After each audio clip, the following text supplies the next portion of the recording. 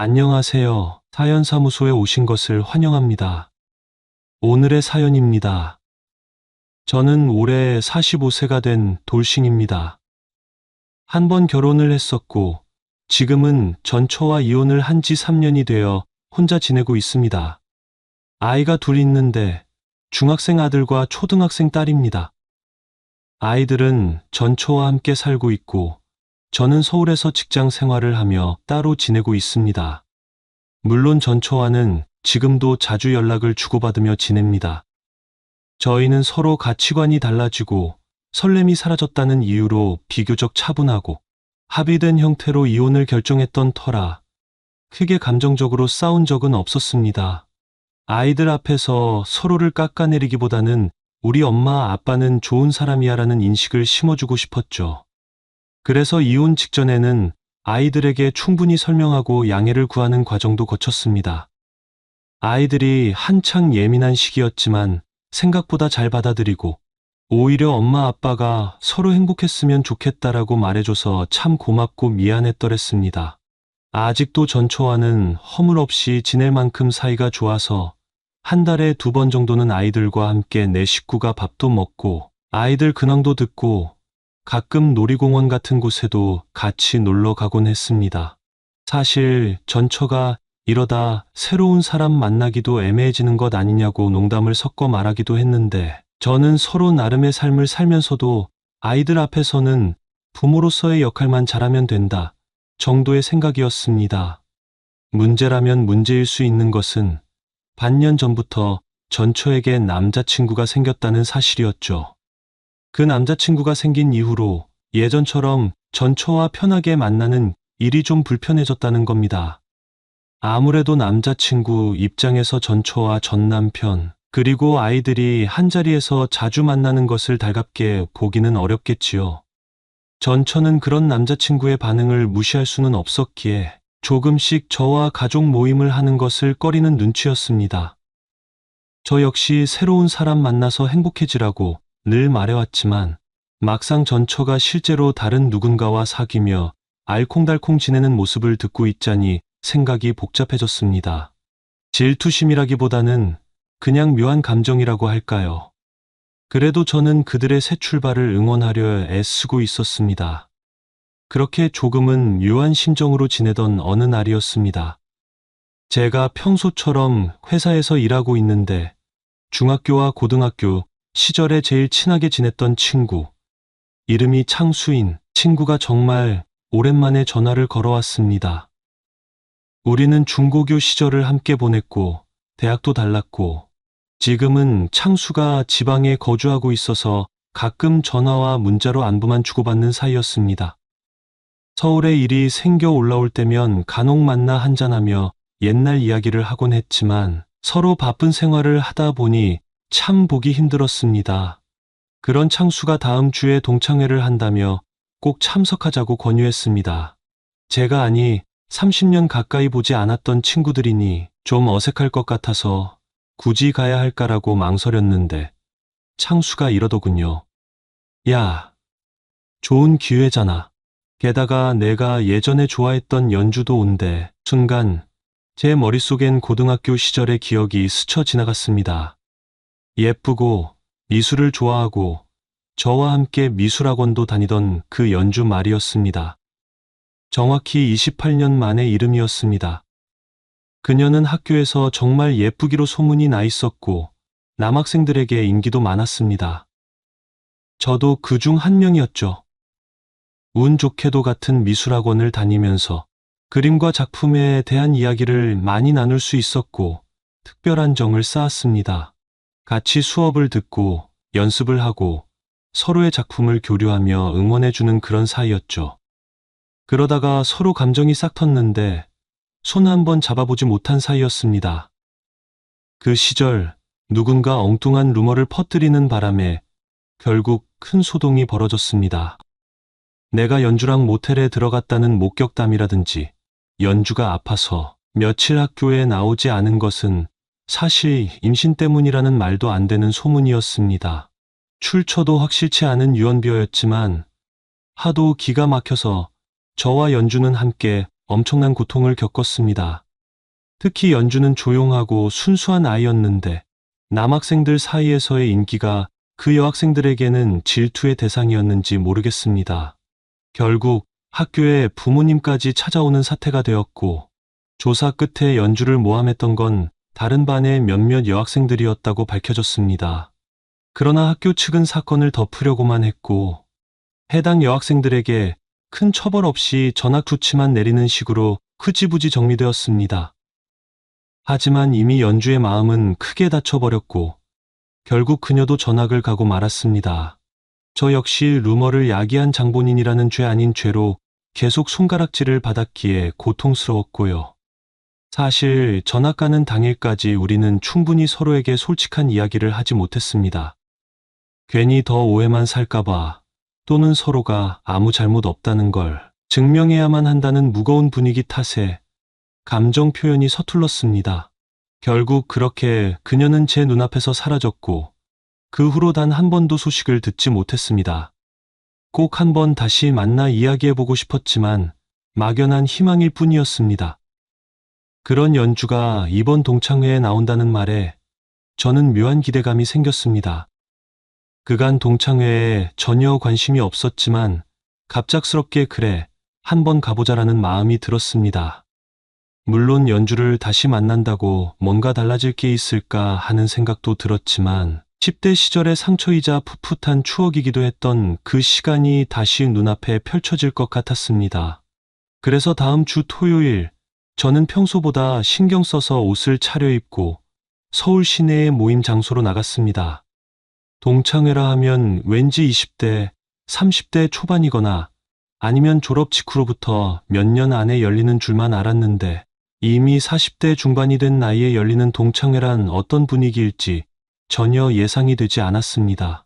창수와 미리 만나기로 약속했고, 우리는 함께 택시를 타고 동창회 장소로 이동했습니다. 이동하는 내내 창수는 오늘 한 30명쯤 온다는데 다들 못 본 지 너무 오래돼서 재미있을 거야라고 했습니다. 저한테 너 혹시 옛날 친구들 이름 얼마나 기억하냐고 농담을 던지기도 했는데 솔직히 저는 거의 떠오르지 않았습니다. 고등학교 때 같은 반이었던 친구 이름조차 흐릿했고 잘해야 서너 명 정도. 창수는 이따가 내가 다 소개해 줄 테니 걱정 말라고 으쓱대더군요. 그곳은 노래방과 식당, 그리고 단체가 모일 수 있는 큰 룸이 섞여 있는 복합 공간이었습니다. 현장에 도착했을 때 이미 20명 가까운 동창들이 도착해 있었습니다. 남자 쪽이 많아서 전체 구성은 3분의 2 이상이 남자였고, 남자들은 벌써부터 시끌시끌하게 서로를 확인하며 잡담이 오가고 있었습니다. 옛날 이야기라든지 근황이라든지 누가 어느 회사에 다닌다든지 하는 대화가 들렸습니다. 여자 동창들도 중간중간 흩어져서 깔깔대며 웃고 있고 저를 보고 누구지라는 눈빛을 보내기도 했습니다. 처음엔 저도 간단히 자기소개를 하며 인사했지만 머릿속엔 연주는 어디 있나라는 궁금증이 가장 크게 자리 잡고 있었습니다. 혹시 시간의 변화에 많이 바뀌어서 제가 못 알아보면 어떡하나 하는 생각에 주변 여자 동창들을 슥슥 살펴봤습니다. 어떤 분은 너무 동안이어서 깜짝 놀랐고, 또 어떤 분은 예전에 기억하던 모습과 달라서 누군지 바로 알아차리기 어려웠습니다. 그러나 연주는 눈을 씻고 찾아봐도 보이지 않더군요. 어쩌면 아직 안 왔거나 아니면 못 오게 되었는데 창수가 모르고 있었을 수도 있겠지요. 저는 조금 씁쓸함을 안고서 자리 한편에 앉아 분위기를 파악했습니다. 반갑게 말을 걸어오는 몇몇 동창들과 반갑다, 오랜만이야 하며 건배도 하고, 또 어느새 남자 동창들끼리는 슬슬 기싸움을 시작하는 분위기가 감지되었습니다. 차를 은근슬쩍 자랑한다든지 직장이나 현재 살고 있는 아파트 위치를 이야기하며 나 꽤 잘 살고 있어라고 암묵적으로 어필하는 분위기였죠. 예전에도 좀 잘 나가던 애들이 있긴 했는데 세월이 흘러도 이런 모임에선 누가 더 잘 나가냐를 은연중에 따지고 싶어 하는 성향이 나오나 봅니다. 저 역시 대충 맞장구를 치며 나는 서울에 살고 있고 차는 별거 없어, 그냥 회사 다니면서 유지하는 정도야라며 무난하게 대화를 이어갔습니다. 그런데 어떤 친구는 나는 이번에 벤츠 E클래스로 바꿨다며 자연스럽게 열쇠를 꺼내 테이블에 올려놓기도 했습니다. 시선이 그 열쇠로 쏠리자 벤츠라는 감탄사가 터졌고 그 분위기에 질세라 또 다른 친구는 나는 랜드로버를 탄다라고 말하더군요. 살짝 웃음이 났습니다. 하지만 이런 게 동창회의 묘미일 수도 있겠지요. 그렇게 시간이 흐르는데 아까부터 열심히 분위기를 띄우던 창수가 갑자기 저를 불렀습니다. 야, 너 찾던 그 사람 드디어 왔다. 저는 순간 심장이 두근거렸습니다. 고개를 들어 입구 쪽을 바라보니 정말 오랜만에 보는, 아니 정확히 말하면 너무 오랜만이라 낯설기도 하고 익숙하기도 한 여자가 들어서는 모습이 보였습니다. 바로 연주였습니다. 예전보다 확실히 성숙해 보였지만 그 미소와 눈매만큼은 예전 그대로더군요. 40대 중반이라곤 해도 또래보다 한결 어려 보였고 그때의 청초한 분위기가 남아 있었습니다. 그녀는 들어오자마자 정말 죄송해. 내가 비행기가 지연되는 바람에 예정 시간보다 늦었어라며 연신 고개를 숙였습니다. 어수선한 분위기 속에서도 모두가 정말 오랜만이다. 여전히 예쁜 애 같은 환호를 보내자 그녀는 살짝 미소 지으며 모두에게 인사를 나누었습니다. 그리고 그 길로 창수가 그녀를 이끌어왔습니다. 연주야, 여기 자리 없으니까 내 자리에 앉아. 난 저쪽으로 갈게. 창수는 일부러 티가 나게 저와 연주가 나란히 앉을 수 있도록 자리를 마련해 주었습니다. 제가 민망해하며 가만히 있으니 창수가 제 어깨를 톡톡 치면서 귀에 대고 퉁명스럽게 속삭였습니다. 연주도 싱글이야. 이혼했다더라. 잘 좀 해봐. 예정도 있고 얼마나 오랜만이냐? 그러고는 희죽 웃으며 자리를 옮겼습니다. 저는 그 짧은 말에 묘하게 당황스러웠지만 대놓고 창수에게 그렇게 말하면 어쩌냐? 라고 할 수도 없는 노릇이었습니다. 그렇게 연주는 제 옆에 앉았습니다. 저희는 잠시 서로 머뭇거리며 어색한 웃음을 지었습니다. 그러다 제가 먼저 말을 꺼냈습니다. 오랜만이야. 잘 지냈어? 출장이라던데 어디 다녀왔어? 그녀는 피곤이 가득한 얼굴로 유럽 쪽이었어. 독일이랑 이탈리아 갔다가 좀 늦게 들어왔어. 회사가 해외 거래처가 많아서 이번 달에 출장만 3번째, 정신이 하나도 없어라며 작게 한숨을 내쉬었습니다. 저는 그렇구나. 지금 많이 피곤하겠네. 그래도 이렇게 와줘서 반갑다라고 차분히 말했습니다. 연주가 저를 똑바로 보더니 조용히 웃으며 고마워. 나도 사실 엄청 고민했는데 그래도 오랜만에 보는 친구들 보고 싶어서 왔어라고 답했습니다. 눈앞에서 그녀가 이야기하는 모습을 보고 있으니 묘한 기분이 들었습니다. 지난 28년간 한 번도 마주치지 못했던 얼굴인데 막상 다시 보니 그간 시간이 무색할 정도로 친근한 느낌이 들었습니다. 분명 서로 아주 친밀하게 연애를 했던 사이는 아니었지만 함께 그림을 그리던 추억, 루머로 인해 고통받던 시절이 머릿속을 스쳐가면서 마음 한편이 시큰해졌습니다. 이야기를 좀 나누다 보니 여기저기서 동창들이 연주 왔네? 진짜 오랜만이다. 어우, 정말 변함이 없다. 다가와서 그녀와 인사를 나누었습니다. 자연스레 저도 대화에 끼게 되었는데 반가운 분위기와 동시에 약간은 질투 섞인 여자 동창들의 시선이 느껴지더군요. 어머, 연주 씨는 아직도 예쁘네. 비결이 뭐야? 같은 말을 건네면서도 슬쩍 그녀의 차림이나 가방, 액세서리를 스캔하는 모습도 보였습니다. 또 남자 동창 몇몇은 싱글이야? 라고 노골적으로 묻는 경우도 있었고 어떤 이는 제 앞인데도 우리 저녁에 2차 가면 한 잔 같이 해라며 번호를 교환하려고 들이대기도 했습니다. 연주는 나 이혼했어라고 솔직히 웃으며 말했는데 그 순간 묘하게 어색한 공기가 돌았습니다. 어쩌면 우리 나이대의 대부분은 결혼을 해서 가정을 꾸리고 있거나 혹은 돌싱이 되었더라도 굳이 드러내지 않는 편이니까요. 특히 남자 동창 일부는 아내와 아이를 언급하면서도 한편으로는 연주를 향해 관심을 보이는 느낌이어서 동창회 특유의 복잡한 분위기가 형성되었습니다. 시간이 지날수록 술이 오가고 옛날 이야기가 이리저리 튀었습니다. 어떤 친구가 야, 너희 혹시 고등학교 때 수학 선생님 말이야 하며 추억을 꺼내면 다른 누군가는 에이, 아니야. 그때 그 말은 내가 한 게 아니라 누구누구가 한 거야라고 반박했습니다. 기억이 다 달라서 소소한 일도 서로 내가 그때 그 말 했었다. 아니, 내가 아니고 내가 했다라는 논쟁이 벌어졌습니다. 처음엔 웃으며 그래? 난 그렇게 기억하는데 하다가 서로 옳다. 그러다 가려내려는 기싸움처럼 번지는 경우도 있었습니다.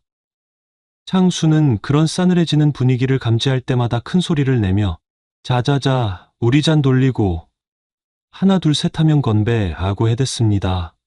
남자 동창들은 취기가 올라가서 자꾸 헛소리나 과장된 무용담을 늘어놓기 시작했습니다.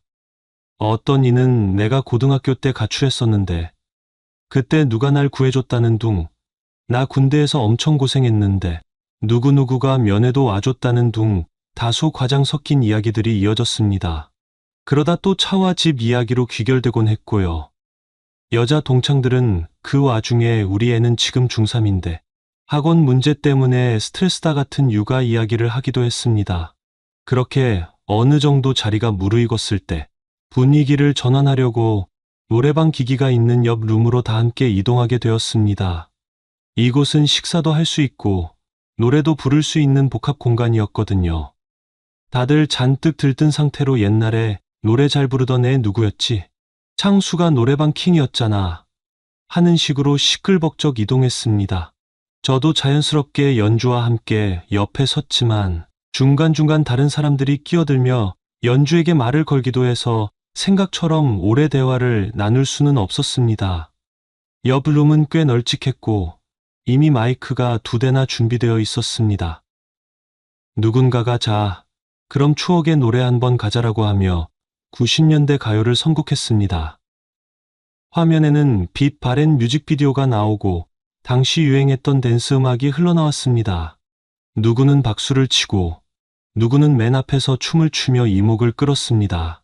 제가 중간에 자리에 앉아 쉬고 있을 때 창수가 마이크를 잡고 구석에 앉아있던 연주에게 다가가며 연주야, 한 곡 불러야지. 우리 그 시절 생각도 나고 말이야라고 부추겼습니다. 연주는 손사래를 치며 나 노래 못해. 또 목소리 갈라지고 난리 날 텐데라고 했지만 모두가 합창하듯이 야, 한 곡만 불러봐 추억도 되잖아라고 하니 결국 마이크를 들었습니다. 마침 창수는 선곡을 이미 해놨는데 예전에 고등학교 시절에도 종종 듣던 발라드 곡이었습니다. 연주가 조심스레 첫 소절을 부르는 순간 노래방 화면의 가사가 점점 지나갔고 어수선했던 분위기가 조금 정돈되는 듯했습니다. 연주가 노래를 부르자 사실상 음정이 살짝 흔들리기도 하고 피곤해서인지 목소리가 갈라지기도 했습니다. 그런데 그게 오히려 더 애틋하게 느껴졌습니다. 저는 뒷자리에서 그런 그녀를 지켜보며 고등학생 시절 학원에서 조용히 그림을 그리던 그녀의 옆모습이 겹쳐 보였습니다. 그녀의 목소리, 옛날과 똑같은 파장이 느껴졌습니다. 수줍게 미소 짓는 얼굴이나 단정한 자세 등 미묘한 감정이 차오르면서 함께 이렇게 시간을 보내고 있다는 사실이 신기했습니다. 노래가 끝나고 연주는 부끄러운 듯 어휴, 역시 못하겠네. 창수 너 때문에 나만 망신이라고 말했지만 창수는 오히려 옛날보다 훨씬 나아. 오히려 목소리가 더 성숙해진 것 같아라며 추켜 세웠습니다. 주위에서도 와, 좋았어, 노래도 잘하네라며 박수 쳐줬습니다.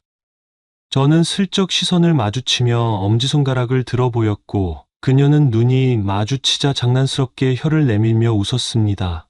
그 작은 제스처가 어찌나 설레던지요. 그 뒤로도 노래방 룸 안은 각종 댄스곡, 발라드, 그리고 락 음악까지 계속 선곡되었고 이미 40대 중반에 접어든 동창들이지만 예전 10대 후반, 20대 초반의 기분을 되살리려는 듯 신나게 춤을 추거나 노래를 불렀습니다. 그 사이에도 은근한 신경전은 계속되었습니다. 어떤 남자 동창들은 연주 근처에 슬쩍 가서 요즘 어디 살아? 주말에 시간 있으면 밥 한번 먹자고 아예 대놓고 접근했습니다. 또 다른 여동창들은 저희는 원래 말이 없었는데 오늘따라 왜 이렇게 적극적이지 하며 눈빛을 주고받았습니다. 연주는 대체로 예의 있게 받아주되 과하게 반응하지는 않았습니다. 회사 일 때문에 바쁘다는 사실을 계속 언급하면서 자연스레 스킨십은 피하는 모양새였습니다. 간혹 제가 연주 쪽으로 다가가면 그런 장면을 다른 친구들이 흥미롭게 바라보는 것도 느껴졌습니다. 특히 과거에 연주를 질투했던 적이 있던 몇몇 여자 동창들은 노골적으로 다가와 연주야, 사업은 잘 돼? 이혼했단 얘기 들었는데 뭐 살기도 각자 나름이지 뭐라며 미묘하게 말을 던지는 시기였습니다. 연주가 그냥 나는 평범하게 회사 다니면서 지내라고 답하면 오 회사 다니는구나. 그래도 출장 가는 거 본이 잘 나가는 건가 보다라고 빈정대는 태도도 보였습니다. 저는 옆에서 보는 게 좀 불편했지만 연주는 적당히 흘려넘기며 표정 관리를 잘했습니다. 그리고 가끔 시선이 저랑 마주칠 때마다 푹 웃음을 터뜨리곤 했습니다. 아마도 서로가 30몇 명이 몰려있는 복잡한 공간에서 유일하게 편하다고 느끼는 상대가 된 것 같았죠. 한참 동안 노래가 이어지고 술도 계속 돌아가자 몇몇은 이미 취해서 비틀거렸습니다. 우리 2차로 어디 가자라는 말도 나오고 아니면 1차로 간단히 밥 먹었으니 여기에 안주 좀 더 시켜서 놀자라며 의견이 분분해졌습니다. 사실 그 시점에 저는 자꾸 연주의 상태가 신경 쓰였습니다. 해외에서 돌아온 지 얼마 안 됐고 표정에서도 피곤함이 엿보였거든요. 술도 잘 못 마시는 듯 했는데 여기저기서 건배를 권하니 고생이 많아 보였습니다. 그래서 조용히 다가가서 물었습니다. 조금 괜찮아? 너무 피곤해 보여서 연주는 희미하게 웃으며 사실 엄청 피곤해. 몸도 무겁고 시차도 아직 완벽히 안 맞아서라고 털어놓았습니다. 정말 적당히 하다가 갈까? 하고 제가 슬쩍 제안하니 연주는 고개를 끄덕였습니다. 응, 좀 이따 살짝 빠져나가야겠어. 너무 늦으면 차도 막힐 것 같고 집까지 가려면 시간이 좀 걸리니까. 그 시점에 창수가 또 어디선가 나타났습니다. 이미 술이 좀 오른 듯 얼굴이 붉었습니다. 야, 너네 둘이 뭐해? 따로 제외하는 거야? 야며 희대고는 연주 집에 일찍 들어가야 한다면서? 그럼 그쪽은 내가 태워다 주면 되겠네. 차 가져왔어? 라고 물었습니다. 저는 아니, 차 안 가져왔어. 택시 타야지라고 답했더니 창수가 근처에 기사님도 많으니까 택시 부르면 돼. 안전하게 데려다 줘. 얼마나 오랜만에 만났는데라며 또 저를 부추기는 겁니다. 연주는 괜찮아. 제가 알아서 갈 수 있어. 택시 타면 금방이죠라고 했지만 창수가 또 이 기회에 둘이 좀 얘기도 하고 그러라니까 내가 쓸데없는 참견이긴 해도 기왕 만났으면 좋은 추억 쌓고 가야지라며 긍을 떠밀다시피 했습니다. 주변 사람들도 술에 취해 좋은 생각. 역시 창수는 분위기 메이커네라며 농담, 반 진담 반으로 거들었습니다. 얼떨결에 분위기가 그렇게 흘러가니 연주는 살짝 쑥스러운 표정을 지었습니다. 저도 어쩔 수 없이 그럼 나가실 거면 저랑 같이 나갈래? 하고 조심스레 물었습니다. 연주가 피식 웃으며 그럴까? 여기 시끄럽고 정신없으니 조용히 가서 쉬고 싶긴 해라고 대답했습니다. 그렇게 우리는 서로 가방과 외투를 챙겨들고 먼저 자리에서 일어났습니다. 몇몇 동창들은 야, 벌써 가. 너무 빨리 빠지는 거 아니야? 라고 말했지만 연주가 내가 해외에서 오늘 막 들어온 거라서 몸이 좀 안 좋아. 미안해라고 하니 다들 고개를 끄덕이며 그래, 조심히 들어가라고 배웅해줬습니다. 창수는 아쉬운 듯야, 둘이 가면 분위기 살잖아. 나중에 인증샷 하나 보내라며 장난스러운 말을 남겼고 저는 술 좀 작작 마셔라. 몸 생각도 하고라며 웃고 나왔습니다. 복도에 나오자 노래 소음이 확 사그라들어 한결 고요해졌습니다. 연주는 가방을 고쳐 매며 크게 숨을 내쉬었습니다. 휴, 그래도 나와서 좋네. 머리가 어지러울 지경이었어라고 하자 저도 그러게. 사실 나도 귀가 좀 멍멍했어라고 맞장구를 쳤습니다. 우리는 그 길로 건물 밖으로 나가 택시를 잡으려 했습니다. 토요일 밤이라 그런지 길가엔 차들이 많았습니다. 연주는 하늘을 올려다보며 오늘따라 하늘이 맑네라고 중얼거렸습니다. 저는 괜히 하늘을 같이 보다가 자연스럽게 그녀와 나란히 서 있는 상황을 인식했습니다. 28년 만에 이렇게 길에서 함께 서서 택시를 기다리는 장면. 뭔가 기묘하고 어색하면서도 마음이 살짝 설레기도 했습니다. 너 지금 어디에 살아? 예전에 아니, 지금은 어떤 동네야? 제가 물으니 연주는 지금은 서울 동작구 쪽에 집이 있어. 이혼하고 나서 부모님이 계신 근처로 왔어. 혼자 지내려니 마음 한편으로 기댈 곳이 필요하더라. 직장은 삼성동이라 출퇴근도 그럭저럭 괜찮고라고 했습니다. 다행히 제가 사는 곳과는 그렇게 멀지 않은 동네였습니다. 그럼 택시 타고 가는 길에 내리면 되겠네. 나는 거기서 좀 더 가야 하긴 한데 경로가 비슷하면 더 좋고라고 하자 연주는 괜찮겠어. 괜히 번거롭게 만드는 것 같아서라며 조심스레 물었습니다. 저는 아니, 편해. 어차피 혼자 갈 텐데 우리 집 가는 길 내려도 되잖아라고 말했습니다. 그리고 그녀의 집 구체적인 위치를 물었고 그녀는 지금 사는 아파트 이름을 말해주었습니다. 그러다 택시가 한 대 다가왔고 저희는 조수석 창문으로 모모 아파트까지 가주세요 하고 물어본 뒤에 차에 올라탔습니다. 차 안은 노래방의 소음과 달리 조용했습니다. 기사님이 중간중간 휴대폰으로 라디오를 틀어놓은 정도였고 그 라디오에서도 심야 음악이 낮은 볼륨으로 흘러나왔습니다. 연주는 창문으로 스쳐 지나가는 서울 시내 야경을 멍하니 바라보았습니다. 어두운 표정은 아니었지만 살짝 피곤해 보이기는 했습니다. 저는 그 모습을 보며 무슨 말을 꺼낼까 고민했습니다. 28년 전 일에 대해 이야기를 해야 할까? 아니면 가볍게 지금의 일상만 얘기할까? 결국 제가 먼저 옛날 이야기를 꺼냈습니다. 사실 그때 진짜 힘들었지. 갑자기 이상한 루머가 퍼지고 학교 분위기도 이상해지고 어떻게 우리가 그걸 다 감당해야 했는지 연주는 고개를 끄덕였습니다. 맞아. 그때 정말 많이 울었어. 왜냐하면 전혀 사실이 아닌데도 소문이 너무 자극적이었잖아.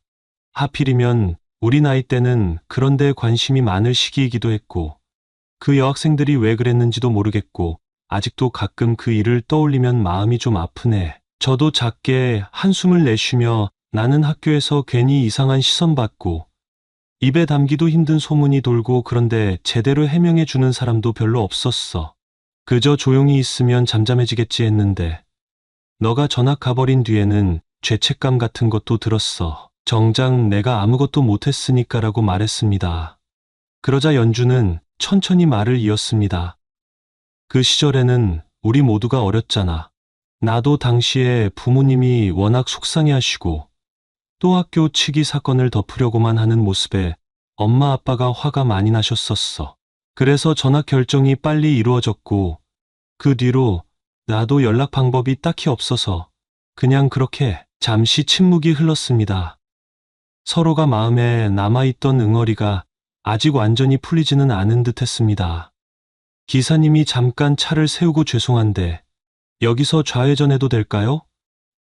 우회전이 막혀서라고 물어보길래 제가 네, 편한 길로 가주세요라고 했습니다. 다시 차가 움직이자 연주는 무언가 결심한 듯 조심스레 말했습니다. 근데 지금 생각해보면 그때는 되게 순수했어. 서로 그림도 좋아하고 학원도 같이 다니고 아무것도 모르면서도 왠지 마음이 두근두근하고 그래서 그 시절 자체를 부정하고 싶지는 않아. 단지 우리가 어른들에게 휩쓸리고 나쁜 의도를 가진 친구들에게 당했을 뿐이지 우리 탓은 아니었으니까. 그 말이 저는 너무나 고마웠습니다. 그 시절의 상처가 저 혼자만의 것이 아니라 연주에게도 아픔이지만 동시에 좋은 추억이기도 했다는 느낌이 들었거든요. 저는 작게 미소 지으며 고마워, 그렇게 말해줘서라고 대답했습니다. 그 후로는 자연스럽게 서로의 근황이나 직장 이야기, 그리고 어떻게 이혼을 하게 되었는지 등의 개인사도 조금씩 나누었습니다. 연주는 결혼 생활이 10년이 조금 안 되었고 아이는 없었다고 했습니다. 성격 차이와 서로의 커리어 문제로 이혼을 결정했는데 크게 싸우지는 않았다네요. 저는 살짝 웃으며 나 경우도 비슷해. 전처랑은 아직도 애들 문제로 자주 만나고 우린 서로 악감정 없어. 다만 처음에 이혼을 결심할 땐 좀 충격이 컸어. 근데 지금은 괜찮아. 서로의 행복을 빌어주니까. 연주는 그 얘기를 듣고 참 보기 좋네. 쉬운 일은 아닐 텐데라며 감탄을 표했습니다. 그렇게 대화를 나누다 보니 어느덧 연주가 사는 동네 근처에 도착했습니다. 기사님이 여기서 오른쪽 골목으로 들어가면 되나요? 라고 물어보았고 연주가 아니요. 그냥 여기서 내릴게요라며 말했습니다. 차가 멈추자 저는 여기 맞아. 이제 집 앞이야? 라고 했습니다. 연주는 응. 여기서 조금만 걸어가면 돼. 고마워. 덕분에 편하게 왔네라고 대답했습니다. 원래라면 저는 택시 안에서 그럼 잘 가라고 하고 끝냈을 텐데 이상하게 마음이 움직여서 집 앞까지 바래다 줄까? 라고 물었습니다. 그러자 연주는 잠시 고민하더니 그럼 미안하지만 좀 걸어갈까? 가방도 무겁고라며 쑥스럽게 웃었습니다. 우리는 택시에서 내려 차분한 주택가 골목을 걸었습니다. 늦은 밤이었지만 가로등 불빛이 은은했고 곳곳에 편의점이나 작은 가게들이 불을 밝히고 있었습니다. 연주가 캐리어를 바퀴로 굴리며 비행이 오래 걸려서 몸이 무겁네. 이럴 때마다 나이가 느껴져. 20대였으면 덜 피곤했을 텐데라며 허리를 살짝 두드렸습니다. 저는 맞아. 나도 30대 중반까지는 야근해도 괜찮았는데 지금은 야근 이틀만 해도 며칠은 골골거리게 되라고 맞장구 쳤습니다. 그렇게 골목을 돌아들어 연주가 사는 아파트가 보였습니다. 깔끔하게 지어진 중층 아파트 단지였고 입구에 관리사무소 불이 꺼져 있었습니다. 연주는 여기 사는데 생각보다 조용해서 좋아. 주말에도 번화가랑 적당히 떨어져 있고라며 집을 가리켰습니다. 저는 분위기 좋아 보이네. 밤인데도 치안은 괜찮아 보이고라고 말했습니다. 연주는 단지 입구에서 멈춰 서서 여기까지만 와줘도 돼. 정말 고마워. 늦은 시간까지라고 말했습니다. 저는 가벼운 미소로 아니야. 오히려 내가 고마워. 덕분에 오랜만에 옛날 이야기 나누고 좋은 시간 보냈어. 사실 동창회 안 갔으면 어쩔 뻔했나 싶네라고 말했습니다. 둘 사이에 순간 정적이 흘렀습니다. 그때 제 휴대전화가 울렸습니다. 창수였습니다. 야, 너 아직 안 들어갔냐? 곧 2차 간다는데 이들은 안 오지. 그치? 아까 보니까 제대로 눈 맞았던데 잘 좀 해봐라. 하하, 이런 식으로 술에 취해 장난 섞인 전화를 한 모양이었습니다. 저는 창수에게 말 조심해. 그냥 바래다 주는 거야. 너 술 더 마시지 말고 조심히 들어가라고 말하고 전화를 끊었습니다. 연주가 살짝 웃으며 창수는 예전이나 지금이나 참 분위기 잘 띄우고 사람 놀리기도 좋아하고 그대로네라고 말했습니다. 저는 그래도 좋은 녀석이지. 너랑 나 다시 보게 해준 것도 있고라고 대답했습니다. 그 말에 연주가 눈을 살짝 내리깔더니 작은 목소리로 그렇긴 하네라고 말했습니다. 그렇게 자연스럽게 헤어질 분위기가 되었고 저도 더 이상 어쩔 줄 몰라 인사를 건넸습니다. 그럼 오늘은 잘 들어가. 몸 푹 쉬고 출장 피로 다 풀길 바랄게. 연주는 잠시 제 얼굴을 바라보다가 갑자기 손을 내밀어 악수를 청했습니다. 고마워. 언젠가 또 볼 수 있겠지? 저는 그녀의 손을 조심스레 잡고 한껏 쑥스러운 미소를 지었습니다. 그럼 서울에 있으니 이젠 자주 볼 수도 있고 기회가 되면 연락해. 너 전화번호 어떻게 돼? 나도 따로 시간이 날 때, 딱히 언제 만나자는 약속을 잡지는 않았지만 충분히 가능성을 열어둔 대화였습니다. 그렇게 악수를 살짝 나누고 전화번호를 교환하고 그녀가 아파트 출입문 안쪽으로 걸어 들어가는 모습을 조용히 지켜봤습니다. 문이 닫히고 나서야 제가 돌아서서 천천히 골목을 되돌아 나왔습니다. 주말 밤이라 택시가 금방 잡힐 것 같지는 않았지만 아까 우리가 타고 왔던 길로 돌아가면 큰 길이 나올 테니 거기서 잡으면 되겠지 싶었습니다. 걸어가는 동안 오늘 하루가 굉장히 길게 느껴졌습니다. 이혼 후 어느 정도 마음이 편해졌다고는 했지만 사실 제 안에는 늘 무언가 공허한 부분이 있었거든요. 전초와 아이들 문제는 나름 원만히 잘 유지하고 있다고 생각했는데 문득 10대 시절의 순수한 감정을 떠올리게 만드는 사람이 눈앞에 나타나니 정말 이상한 감정이 들었습니다. 가슴 한편이 몽글몽글해지고 나도 아직 이렇게 설렐 수 있구나 싶었습니다. 택시를 다시 잡아 타고 기사님께 제 집 주소를 말씀드린 뒤 조용히 창밖을 바라봤습니다. 28년 만에 재회라니 참 영화 같은 일이었습니다. 불과 며칠 전만 해도 전초에게 남자친구가 생겼다는 사실에 묘한 기분이 들었는데 지금은 전혀 다른 감정이 제 안을 채우고 있었습니다. 그날 밤 집에 도착해서 씻고 침대에 누웠는데도 쉽게 잠이 오지 않았습니다. 휴대전화를 들어 이것저것 확인했지만 별다른 메시지는 오지 않았습니다. 연주도 피곤해서 일찍 자겠지라는 생각이 들었습니다. 혹시나 내일쯤 카톡으로 안부를 물어볼까, 아니면 그냥 기다려볼까, 여러 가지 생각이 교차했습니다. 그런데 또 조급하게 굴면 안 될 것 같았습니다. 오랜만에 재회였고 무엇보다 서로의 삶에 대한 이야기를 천천히 나눠가며 알아가고 싶었습니다. 결국 이것저것 생각하다가 새벽이 되어서야 잠들었습니다. 그런데도 마음은 왠지 평온했습니다. 동창회에 가길 잘했다. 창수가 괜히 장난치는 바람에 옆자리에 앉아서 긴장하긴 했어도 나름 의미 있는 시간이었어라는 느낌이었지요. 제가 10대 시절 그녀에게 전하지 못했던 말이 많았다는 것을 다시금 깨달았고 또한 어른이 된 뒤의 삶이 어떠했는지도 궁금해졌습니다. 꼭 옛사랑이라는 감정보다도 우정이든 동지애든 오래전 같은 추억을 공유한 사람과 다시 연결된다는 게 소중했습니다. 물론 동창회 현장 자체는 생각보다 시끄럽고 자랑과 뒷싸움이 넘치는 곳이었습니다. 다음 날 일요일 아침 눈을 뜨자마자 핸드폰을 확인했는데 별다른 메시지는 없었습니다. 오전 내내 애매한 기분으로 지내다가 점심때쯤 용기를 내어 카톡 한 줄을 보내볼까 했습니다. 어제 잘 들어갔어? 푹 쉬었나? 정도의 가벼운 인사였죠. 그러나 바로 답장은 오지 않았고 저는 아무래도 늦게 일어나거나 아직 피곤해서 핸드폰을 안 보는 거겠지 하며 마음을 다스렸습니다. 오후가 되니 창수에게 카톡이 왔습니다. 야, 너 어제 잘 들어갔냐? 2차는 그냥 노래방 연장선이었고 3차까지 간 애들도 있더라. 덕분에 난 뻗어서 지금 일어났어. 그래서 너랑 연주 어떻게 된 거야? 잘 들어가긴 했어 라는 궁금증 가득한 내용이었습니다. 저는 귀찮으면서도 웃음을 지으며 대답했습니다. 그냥 집 앞까지 바래다 주고 왔어. 별일 없었고 우린 다음에 또 연락하기로 했어. 그 말에 창수는 곧바로 전화를 걸어와 이거 뭔가 심상치 않은데.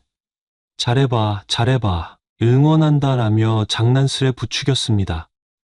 저는 아직 아무것도 아니야. 뭐 자꾸 그런 소리 하지 말라고 말했지만 창수는 이미 흥분한 목소리였습니다. 창수와 통화를 끝내고 저는 거실 소파에 앉아 가만히 창밖을 바라봤습니다. 주말 오후에 햇살이 들어오는 풍경 속에서 마치 어젯밤이 꿈처럼 느껴지기도 했습니다. 문득 오래전에 하고 싶었던 말을 나중에라도 전할 수 있으면 좋겠다는 생각이 들었습니다. 그 시절 나는 너에게 순수한 감정을 가지고 있었다. 그리고 그 일 이후로 마음 한구석에 늘 미안함이 있었다. 혹시나 내가 날 원망하지 않을까, 혹은 상처를 받지는 않았을까 걱정하면서도 괜히 연락을 못했었다라는 내용의 솔직한 마음이었지요. 물론 지금 와서 그걸 고백한다 해도 우리의 상황이 드라마틱하게 변하진 않겠지만 적어도 묵혀둔 감정을 자연스럽게 정리하고 싶었습니다. 저녁 무렵이 되어서야 연주에게 답장이 왔습니다. 어제 덕분에 편하게 집에 왔어. 고마워. 오늘은 하루 종일 자고 짐 정리하고 또 내일 회사 갈 준비하느라 정신이 없었어. 다음 주에 괜찮으면 점심이라도 같이 할래? 회사가 논현동이라던데 우리 회사랑 그렇게 멀지 않은 것 같아서 라는 내용이었습니다. 그 메시지를 본 순간 괜히 가슴이 뛰었습니다. 이거 생각보다 빨리 다음 약속이 잡히는 건가 라는 작은 설렘이 들었죠. 저는 침착하게 답장을 썼습니다. 아, 정말 다행이네. 나도 어제 즐거웠어. 회사 위치가 서로 가깝다면 점심때 잠깐 만날 수 있겠네. 언제가 좋아? 라는 요지로 답했습니다. 곧바로 연주가 화요일이나 수요일쯤 괜찮아. 내가 점심시간이 12시부터 1시까지인데 혹시 딱히 시간 맞추기 힘들면 12시 조금 전에 나와도 되고라고 회신을 주었습니다. 그렇게 서로 오가며 메시지를 주고받다 보니 수요일 점심에 그녀 회사 근처 파스타 집에서 만나기로 약속이 잡혔습니다. 그 순간 저는 묘하게 웃음이 났습니다. 그토록 긴 세월이 흐른 뒤 이렇게 단시간 안에 다시 만나기로 한다니. 아무렇지도 않은 척하면서도 사실 속으론 가슴이 좀 뛰고 있었습니다. 예전에 미술학원에서 금요일 저녁에 같이 남아서 그림 그리고 갈래? 라고 그녀에게 말했을 때의 두근거림이 다시 돌아온 것 같았습니다. 월요일에서 수요일까지는 시간이 정말 느리게 흘러가는 기분이었습니다. 주말에 있었던 동창회 뒤로 연주와 연락이 닿은 후부터 제 마음 한구석엔 소용돌이가 일었지요. 주말에 그녀를 만나고 뜨겁게 서로의 마음을 확인하고 다음 주 수요일 점심에 다시 만나기로 약속했는데 그날이 오기까지 남은 시간들이 마치 몇 주처럼 길게만 느껴졌습니다. 처음엔 혹시 너무 성급해 보이지 않을까 망설였지만 저 스스로도 마음이 자꾸만 그녀에게 향했기에 월요일 아침부터 문자를 보내기 시작했습니다. 주말 잘 보냈어? 오늘 회사 출근했을 텐데 피곤하지 않아? 라는 식의 안부 메시지부터 시작했는데 다행히 그녀도 굉장히 빠르게 답장을 주었습니다. 첫 답장에는 반가운 눈웃음 이모티콘이 찍혀 있었고 주말에 너무 격하게 놀았나 봐. 그래도 덕분에 기분 좋게 시작했어라는 말이 이어졌습니다. 그 뒤로 월요일 하루는 문자가 끊이지 않았습니다. 저는 회사에서 일하다가도 잠깐씩 폰을 확인했고 그녀 역시 중간중간 업무 공백이 나는지 꽤 잦은 빈도로 메시지를 보내왔습니다. 20대 초반도 아니고 벌써 40 중반이 되어버린 나이에 이런 설렘이 다시 찾아오다니 신기하기도 했고 한편으론 떨리기도 했습니다. 화요일도 마찬가지였습니다. 전날 밤 늦게까지 카톡을 주고받고 아침에 출근하자마자 다시 잘 잤어요? 라는 메시지를 보냈습니다. 답장은 네, 덕분에 푹 잤어요. 오늘도 힘내요였고 거기에 이모티콘까지 더해져 있었습니다. 마치 연애를 처음 시작하는 커플처럼 사소한 메시지 하나가 마음을 들뜨게 만들었습니다. 수시로 폰을 확인하고 짧은 대화라도 나눌 수 있으면 기분이 좋아지는 겁니다. 그렇게 월요일과 화요일이 흘러 수요일이 되자 저 스스로도 참 어른스럽지 못하다 싶을 정도로 마음이 붕 떠 있었습니다. 전날 밤 옷장 앞에서 뭘 입을지 한참 고민했고 아침에 거울 앞에서 머리 스타일도 평소보다 더 신경 써서 만졌습니다. 속으로 그래도 우리 나이에 너무 힘 빼면 어색한가 생각하면서도 괜히 깔끔해 보이고 싶었습니다. 수요일 아침 저는 일찍 출근해 잠깐 일을 보고 있다가 점심시간 약속이 다가오자 회사를 조금 일찍 나왔습니다. 사실 지금 제 직책상 누군가에게 굳이 허락을 구할 필요까지는 없는 위치입니다. 부서원들에게 잠깐 외근 좀 다녀올게라고만 말해둔 채 약속 장소로 향했습니다. 연주와 만나기로 한 곳은 도심에 있는 작은 파스타집이었는데 오픈 키친 형태의 분위기가 좋아서 예전에 저도 몇 번 와본 적이 있습니다. 예약을 해두진 않았지만 평일 점심이라 조금 일찍 가면 자리가 있을 거라 생각했죠. 아직은 12시가 안 된 시각에 도착하니 가게 안은 한적했습니다. 저는 가게 밖에서 연주가 오기를 기다렸습니다. 그 순간 심장이 두근거려서 마치 학생 시절에 누군가를 기다리는 느낌이었습니다. 내가 이렇게 설렐 일이 남아 있었나 싶으면서도 동시에 그녀가 걸어올 길목을 계속 눈으로 쫓고 있었습니다. 그리고 멀리서 작은 모습이 나타났습니다. 바쁘게 걸음을 옮기는 중인데 점점 가까워질수록 그녀의 모습이 또렷하게 보였지요. 보는 순간 괜히 가슴이 뛰었습니다. 연주 역시 세심하게 화장을 한 듯했고 아담하지만 깔끔하게 입은 재킷과 치마가 눈에 들어왔습니다.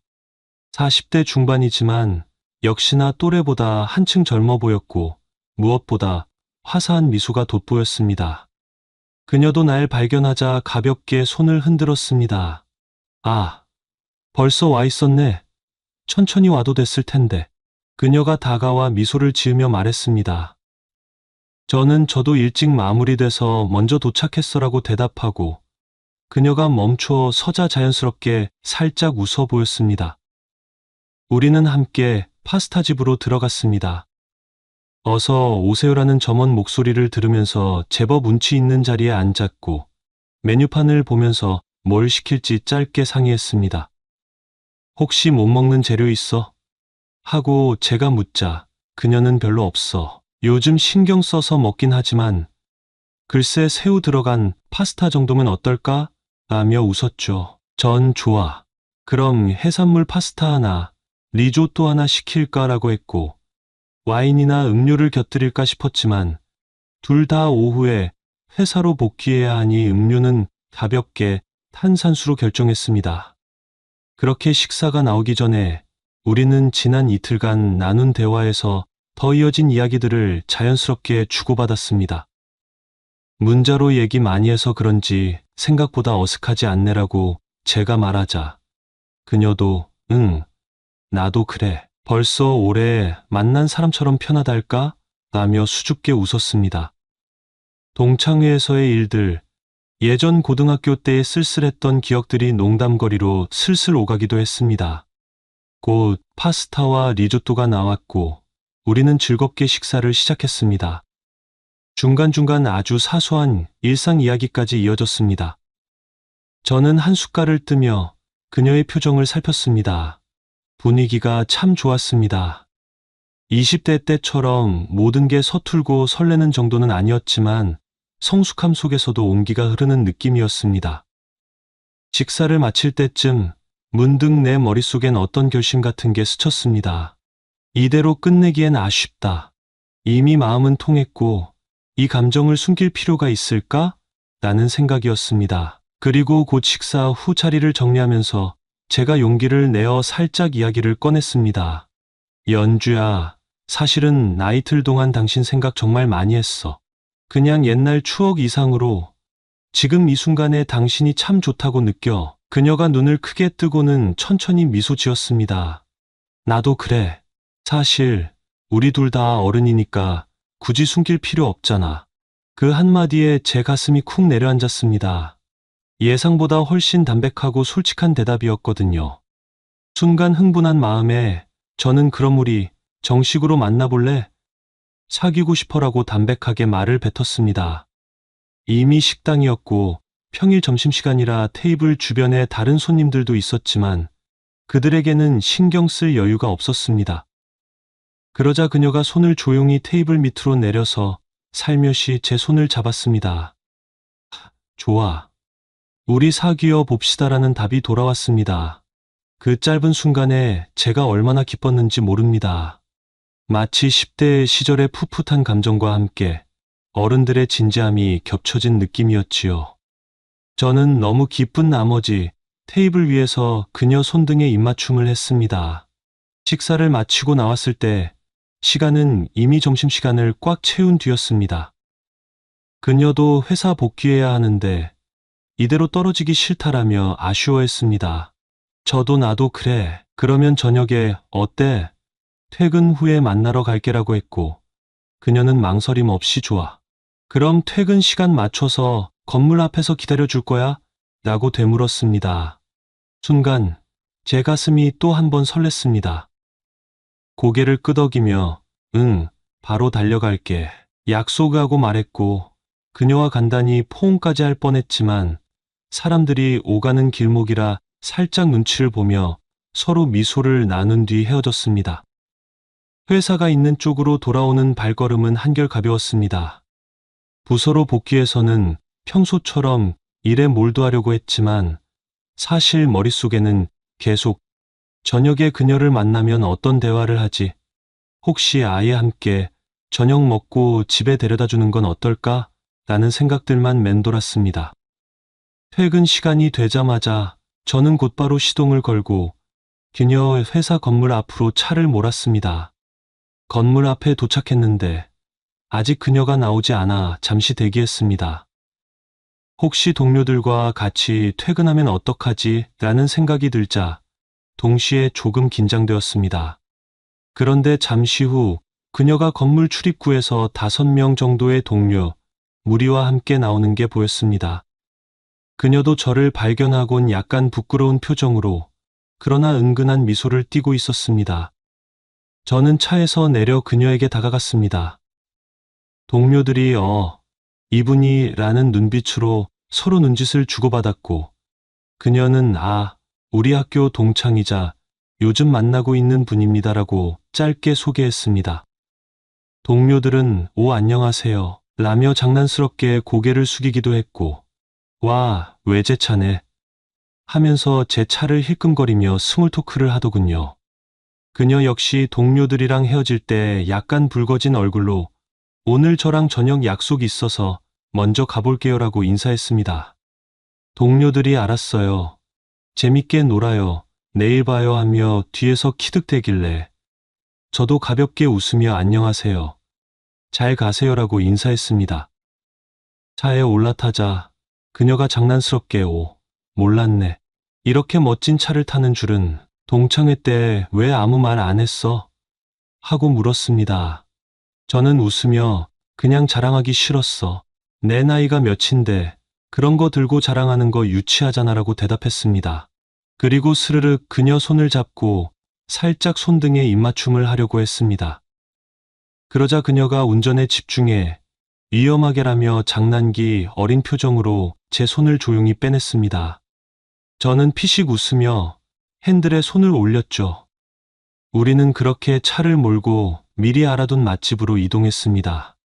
시내 쪽 한적한 골목에 있는 작은 이탈리아 요리 전문점이었는데 식당 내부가 아담하고 조명이 따뜻했습니다. 아직 저녁 피크 타임 전이어서 바로 자리를 잡을 수 있었고 와인을 한 병 주문해도 될까 잠시 고민했지만 너무 과음하면 서로 피곤할 것 같아 잔으로 가볍게 시키고 이곳 시그니처 메뉴라는 스테이크 파스타를 시켰습니다.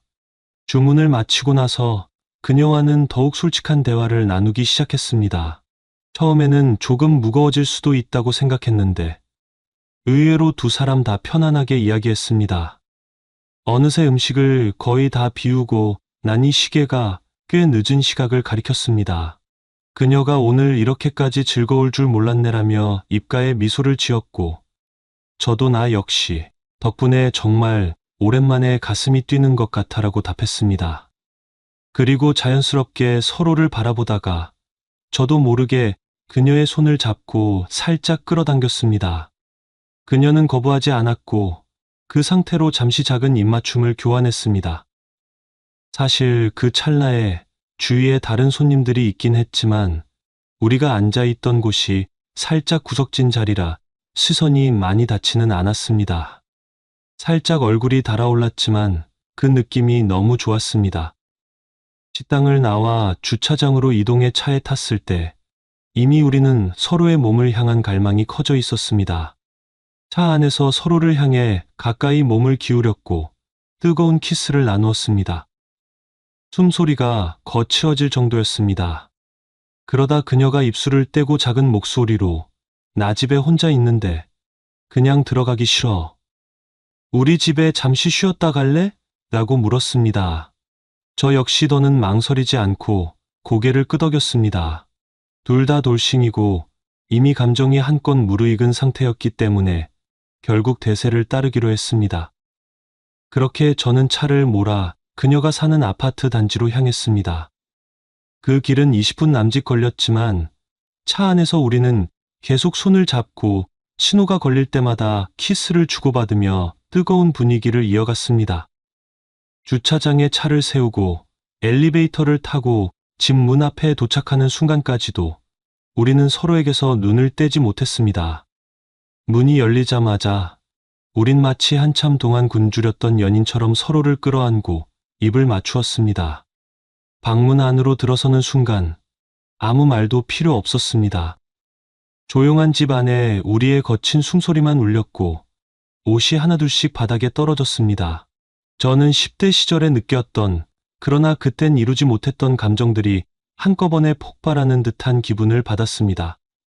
서로를 안고 얽히고 다시 입술을 격렬하게 포개면서 그토록 오랜 세월 묻혀있던 갈증을 해소하듯 서로에게 몸과 마음을 내맡겼습니다. 우리가 처음으로 완전히 하나가 된 그 순간 저는 머릿속으로 고등학교 때 조금만 더 시간이 있었다면 이런 순간이 가능했을까? 라는 엉뚱한 생각이 스치기도 했습니다. 하지만 곧 지금 이 순간에 집중하는 게 최선이란 걸 깨달았지요. 지난 28년간의 시간과 이혼이라는 상처가 무색할 만큼 우리는 어른스럽게 서로를 안고 또 순수하게 갈망했습니다. 그렇게 긴 시간의 열정이 지나고 그녀의 침대 위에 나란히 누웠을 때 우리는 땀에 젖어 숨을 고르며 서로를 바라봤습니다. 그녀가 제 가슴께로 살짝 몸을 붙이고 제 품에 안기듯이 고개를 묻었습니다. 저는 그녀의 이마에 가만히 입을 맞추며 너무 행복하다라는 말을 흘렸습니다. 그녀도 작은 목소리로 나도 그래라고 대답했지요. 그 뒤로 한참 대화를 주고받다가 다시 한번 뜨거운 분위기가 일었고 우리는 밤이 깊어질 때까지 몇 번이고 서로를 탐했습니다. 40 중반인 우리지만 그날만큼은 육체적인 피로도 잊을 정도였습니다. 그렇게 새벽녘 가까이 되어서야 비로소 잠에 들었던 것 같습니다. 아침이 되어 창틈으로 햇살이 들어왔을 때 저는 먼저 눈을 떴습니다.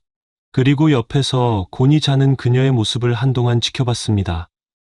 마치 예술 작품을 바라보듯 그녀의 얼굴을 살폈습니다. 잠시 뒤 그녀도 눈을 떴고 살짝 부스스한 목소리로 잘 잤어? 라고 물었습니다. 저는 대답 대신 살포시 입맞춤을 했습니다. 그녀가 제 목을 끌어안으며 다시 한번 작게 웃음을 터뜨렸습니다. 그 후 그녀가 간단한 아침 식사를 준비했습니다. 냉장고에 있던 재료로 오믈렛 비슷한 것을 만들어 주었는데 사실 요리 솜씨가 아주 뛰어나진 않아도 괜찮았습니다. 그저 그녀가 부엌에서 분주하게 움직이는 모습을 소파에 앉아 바라보는 것 자체가 너무 행복했습니다. 아침부터 번거롭게 해서 미안해라고 제가 말하자 그녀는 아니야. 나도 이렇게 누군가를 챙겨주는 게 오랜만이라 오히려 좋아라며 웃었죠.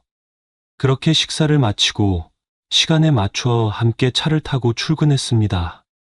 운전석에 앉은 제가 출근같이 하니까 신혼부부 같은 느낌도 드네요라고 하니 그녀가 장난스레 글쎄 아직 결혼 얘긴 꺼내지 말아요. 너무 빨라요라고 대답했습니다. 저는 싱글벙글 웃으며 걱정 마요. 서두르지 않을 테니 우리 천천히 해봐요라고 했습니다. 그리고 회사 건물 앞에 도착해 서로 가볍게 뽀뽀를 나누고 헤어졌습니다. 정말 떨어지기 싫었지만 각자의 일을 해야 하니까 어쩔 수 없었죠. 회사에 도착해 책상에 앉았는데 문득 전화가 울리더군요. 발신자는 창수였습니다. 야, 잘 지내나? 너 요즘 어디 숨어 사냐? 전화도 잘 안 받더니. 창수는 역시나 눈치가 빠른지 곧장 동창회 끝나고 연주 연락처 물어보는 애들 많더라. 다들 호시탐탐 노리는 분위기야. 너 어떡할 거냐? 라며 장난스럽게 물었습니다. 저는 빙그레 웃으며 야, 걱정하지 마. 나 이미 연주랑 사귀기로 했어라고 답했습니다. 순간 창수가 수학이 너머해서 뭐? 이렇게 빨리. 와, 진짜 속전속결이네. 미련이 서로 남아있었나 보다. 이럴 줄 알았으면 내가 너희들 더 일찍 연결해 줄 걸 그랬네라고 장난스레 떠들었습니다. 그리고 이어서 야, 나중에 한턱 쏴라. 내가 중간에서 얼마나 고생했는데. 전학 간 학교에 친구 연결해서 연주 연락처 알아내느라 힘들었다고라며 신세를 톡톡히 내세웠습니다. 그제야 알게 된 사실은 연주가 전학을 간 뒤 거의 모든 구 친구들과 연락을 끊고 지냈기에 이 동창회에 누가 어떻게 초대했는지조차 몰랐다는 점이었습니다. 창수가 여기저기 수소문해서 연락처를 구했고 연주에게 옛날에 같이 그림 그리던 그 사람도 온다라는 식으로 설득해 결국 동창회에 참석시켰다고 하더군요. 연주는 그 얘기에 마음이 흔들려서 혹시 제가 올 수도 있지 않을까 하는 기대감으로 참석을 결심한 거였습니다. 이 사실을 듣고 나니 창수에게 너무 고마웠습니다. 그래서 결국 그 주 주말에 연주와 함께 창수를 불러 근사한 오마카세 식당에서 한턱 냈습니다. 창수는 역시 잘 나가는 녀석, 근데 이 정도로는 안 된다. 좀 더 챙겨라라고 능청을 떨었고 연주도 그러게 덕분에 좋은 인연 다시 만났으니 맛있는 것 더 사줘야 해라며 장난스레 맞장구를 쳤습니다. 그 후로 제와 연주는 거의 매일 붙어 지내다시피 했습니다. 둘 다 돌싱이고 아이가 없는 그녀와 달리 저는 전처와 사이가 좋은 편이라 주말에 아이들을 봐야 할 때가 있기는 했습니다. 그렇지만 평일, 저녁 대부분을 함께 보내다 보니 자연스럽게 동거를 시작하게 되었습니다. 한 사람이 다른 사람의 집에 가방을 몇 개씩 옮겨 놓고 서로 칫솔과 옷을 두고 지내다 보니 별다른 선언도 없이 우리 함께 살자라는 상황이 되어버린 것이지요. 결혼 이야기는 아직 구체적으로 오가지는 않았습니다. 둘 다 한 번씩 이혼을 경험해봤고 결혼 제도에 대해선 신중하게 생각하고 있었습니다. 그래도 서로 진지한 감정을 가지고 있고 한동안 이렇게 잘 맞춰가며 살면 미래를 다시 그려볼 수도 있을 것 같습니다. 더 나아가 사실 연주는 임신에 대해서도 은근히 관심을 보이는 듯했습니다. 40 중반이지만 요즘 의학이 많이 발달해서 괜찮지 않을까? 라는 말을 슬쩍 흘리더군요. 그 말을 들은 저는 놀라면서도 왠지 모르게 기쁨과 설렘이 동시에 느껴졌습니다. 우리의 이야기는 이제 막 시작된 진행형입니다. 누가 봐도 빠른 전개일지 모르지만 서로 오랜 세월의 아쉬움을 안고 살아왔기에 이제라도 그 공백을 채우려는 듯 불붙은 감정에 몸과 마음을 맡겼습니다. 게다가 40 중반에 다시 찾아온 이런 설렘은 단순한 연애 감정보다 훨씬 의미 있고 짙은 여운을 남기고 있습니다. 서로가 가진 상처와 경험을 보듬어 주면서 지금은 그저 행복이 길게 이어지길 바라고 있을 뿐입니다. 그리고 언젠가 제 아이들에게도 아빠 곁에 이런 소중한 분이 생겼다고 자연스럽게 소개하고 아이들의 축복 속에서 결혼까지 갈 수도 있을 것 같습니다. 연주 역시 한번 실패한 결혼이지만 지금이라면 다시 가정을 꾸려볼 의지도 조금씩 생기는 것 같고요. 특히 그녀가 임신 가능성에 대해 생각해보는 걸 보면 자신의 몸 상태와 미래에 대해 진지하게 고민하고 있다는 게 느껴집니다. 인생은 정말 어디로 튈지 모른다고들 합니다. 반년 전까지만 해도 저는 전혀 새로운 사람을 만날 생각이 없었습니다. 전처가 남자친구가 생겼다는 소식을 듣고 신난해하던 중이었고 제 일만 하면서 살아가는 것으로 만족해야 하나 하던 참이었지요. 그런데 창수의 한 통의 전화가 모든 것을 바꿔놓았습니다. 생각지도 못했던 28년 전의 인연이 다시 나타나 이렇게 굳게 얽히게 되었으니 말입니다. 지금 저는 단지 저에게 주어진 이 행복이 오래가길 바랄 뿐입니다. 서로에게 시간이 필요하다는 것도 알고 쉽지 않은 상황이 생길 수도 있다는 것도 각오합니다. 그래도 마치 뜨거운 불길처럼 일어선 이 감정을 더욱 소중히 다루며 성숙한 방식으로 이어나갈 생각입니다. 이야기는 결코 끝이 아니라 앞으로 계속될 것입니다. 오늘의 사연 여기까지입니다. 재미있게 보셨다면 구독, 좋아요, 알림 설정 부탁드립니다. 감사합니다.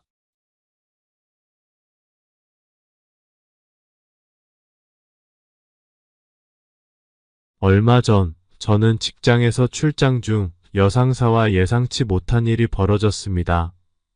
그녀는 저를 유혹했고 그날 밤 우리는 함께 뜨거운 밤을 보냈습니다. 그 순간은 저는 엄청난 즐거움을 느꼈지만 그것은 달콤한 함정이었습니다. 그리고 그것이 악몽의 시작이 될 줄은 꿈에도 몰랐습니다. 모든 것을 잃은 저는 복수를 하기 시작했습니다.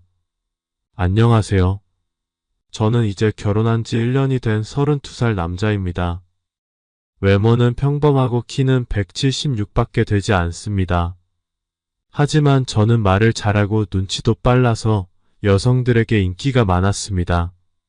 지금 회사로 이직하고 얼마 안 돼서 다른 부서에 있는 아내를 보고 반해서 그녀를 접근하기 시작했습니다. 저의 아내는 정말 아름다웠습니다. 연애 후에야 알게 되었는데 그녀는 저보다 2살 많았습니다. 하지만 처음 그녀를 보는 순간 저는 그녀가 저보다 10살 어린 줄 알았습니다. 완전 제가 좋아하는 청순 글래머 스타일이었습니다. 저의 열정적인 구애 끝에 저와 아내는 사내 커플이 되었습니다. 우리는 사귀기로 한 지 3일 만에 모텔에서 처음 관계를 가졌습니다. 그녀의 아름다운 몸매와 뜨거운 열정 속에서 우리는 밤새도록 서로를 원했고 힘이 없어서 움직이지 못할 때까지 모든 에너지를 쏟아부었습니다. 그리고 이튿날 출근해서 피곤해 죽는 줄 알았습니다. 하지만 그때는 정말 행복했습니다. 연애 6개월 만에 저는 아내에게 청혼을 하였고 아내는 수락하였습니다. 하지만 아내는 결혼 직전에 갑작스럽게 퇴사했습니다. 처음에는 이유를 몰라 의아해했지만 아내는 저보다 2살 많았고 나이가 더 들기 전에 임신 준비를 시작해 빨리 아이를 가지길 원한다고 말했습니다. 저는 아내의 의견에 동의했고 그렇게 우리는 새로운 가정을 꾸려나가고 있었습니다. 우리 회사는 한 화장품 회사이고 저는 영업팀장으로 일하고 있습니다. 지난주 우리 회사는 중요한 고객인 중국의 한 온라인 쇼핑 업체와 초기 협약을 맺기로 했습니다. 그런데 경쟁업체가 나타나 변수가 생길 수 있다는 정보가 입수되어 그날로 급하게 중국을 방문해야 했습니다. 거래 금액이 상당히 컸고 아주 중요한 문제이기 때문에 사장님은 제가 혼자서 이 중요한 업무를 잘 처리할 수 있을지 걱정하셨습니다. 그래서 영업이사인 공연영 이사님을 저와 함께 보내기로 결정했습니다. 공연영 이사는 저보다 3살 많고 저보다 한 직급 높으며 사내에서 매우 주목받는 인물입니다. 그녀는 돌싱이며 30대 중반이지만 20대 여성처럼 아름답고 매력적입니다. 출장 당일 공연영 이사와 저는 비행기를 타고 중국의 상하이로 향했습니다. 도착했을 때는 이미 저녁 8시였습니다. 우리는 곧바로 택시를 타고 호텔로 갔습니다. 그런데 체크인할 때 공연영 이사가 여권을 잃어버렸다는 사실을 알게 되었습니다. 프런트 데스크 직원은 여권이 없으면 방을 내줄 수 없다고 했습니다. 난감한 상황에서 저는 공연영 이사에게 카페에서 기다리라고 하고 우선 제가 싱글룸을 하나 예약했습니다. 밤이 되자 프런트 데스크 직원이 잠시 자리를 비운 틈을 타서 공연영 이사를 몰래 호텔로 들여보냈고 제 방으로 데려왔습니다. 남녀가 같은 방에 있으면 여러 가지 생각이 떠오르기 마련입니다. 게다가 공연영 이사는 젊어 보이고 예쁘며 몸매도 좋았습니다. 하지만 저는 그저 생각만 할 뿐 넘지 말아야 할 선은 넘지 않으려 했습니다. 어쨌든 그녀는 저의 상사이니까요. 나 옷 갈아입을게요. 공연영 이사는 가방에서 잠옷을 꺼내 들고 미소 지으며 저를 바라보았습니다. 아, 그럼 저는 밖에서 기다리고 있을게요. 저는 일어나 나가려 했습니다. 꽤 신사적이시네요. 굳이 나갈 필요 없어요. 그냥 등을 돌리고 있으면 돼요. 저는 순간 얼어버렸습니다. 공연 영의사의 말투에는 약간의 불만과 비꼬는 듯한 느낌이 담겨 있었습니다. 제가 반응하기도 전에 공연 영의사는 이미 옷을 벗기 시작했습니다. 저는 급히 몸을 돌렸습니다. 그녀가 옷을 갈아입는 소리가 선명하게 들려왔고, 심지어 어떤 옷을 벗고 있는지까지 상상할 수 있었습니다. 다 됐어요. 공연 영의사가 저를 불렀습니다. 저는 돌아서서 본 순간 입이 다물어지지 않을 정도로 놀라버렸습니다. 그녀는 검은색 얇은 시스루 잠옷을 입고 있었고, 조명 아래에서 반투명한 그 잠옷은 거의 속이 다 비칠 정도였습니다. 게다가 그녀는 속옷조차 입지 않은 상태였습니다. 그녀가 걸을 때마다 흔들리는 모습에 저는 매우 당황스러웠습니다. 하지만 공연 영의사는 아무렇지도 않은 듯 평소와 다름없이 행동했고, 제가 그녀를 뚫어지게 쳐다보는 것도 전혀 신경 쓰지 않는 것 같았습니다. 속으로 뭐지 싶었습니다. 저와 그녀는 이 정도로 가까운 사이는 아니었습니다. 그녀가 일부러 유혹하는 건가? 저는 생각했습니다. 결국 용기를 내어 물었습니다. 이사님, 왜 속옷을 안 입으셨어요? 공연 영의사는 순간 멈칫하더니 얼굴에 약간의 홍조가 스며들었습니다. 나 씻으러 가려고 했어. 아마도 그녀는 옷이 너무 얇다는 것을 잠시 잊고 있었던 것 같습니다. 그렇게 저도 모르게 뜻밖의 장면을 보게 된 것이죠. 그녀의 몸매는 정말 완벽했습니다. 공연 영의사가 욕실로 들어갔고, 저는 침대에 누워 내일 일정을 머릿속으로 정리하고 있었습니다. 그런데 갑자기 벨소리가 울렸습니다. 저는 고개를 돌려보니 공연 영의사의 휴대폰이 침대 위에 있었습니다. 이미 밤 11시가 넘어가는데 대체 누가 이 시간에 전화를 하는 걸까? 급한 일일지도 모른다는 생각에 저는 전화를 집어들었습니다. 발신자 표시를 확인해 보니 우리 사장이었습니다. 이 늦은 밤에 무슨 일이지? 저는 전에 동료들로부터 공연 영의사와 사장이 애인 관계일지도 모른다는 소문을 들은 적이 있었지만 그때는 대수롭지 않게 여겼습니다. 공연 영의사는 젊고 예쁘며 능력도 있으니 굳이 우리 사장 같은 50대 남자를 만날 이유가 없다고 생각했기 때문입니다. 그래서 당연히 업무 때문일 것이라고 생각했습니다.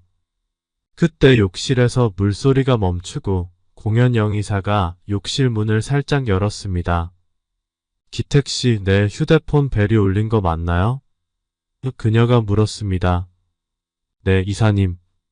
저는 휴대폰을 그녀에게 가져다 주었습니다.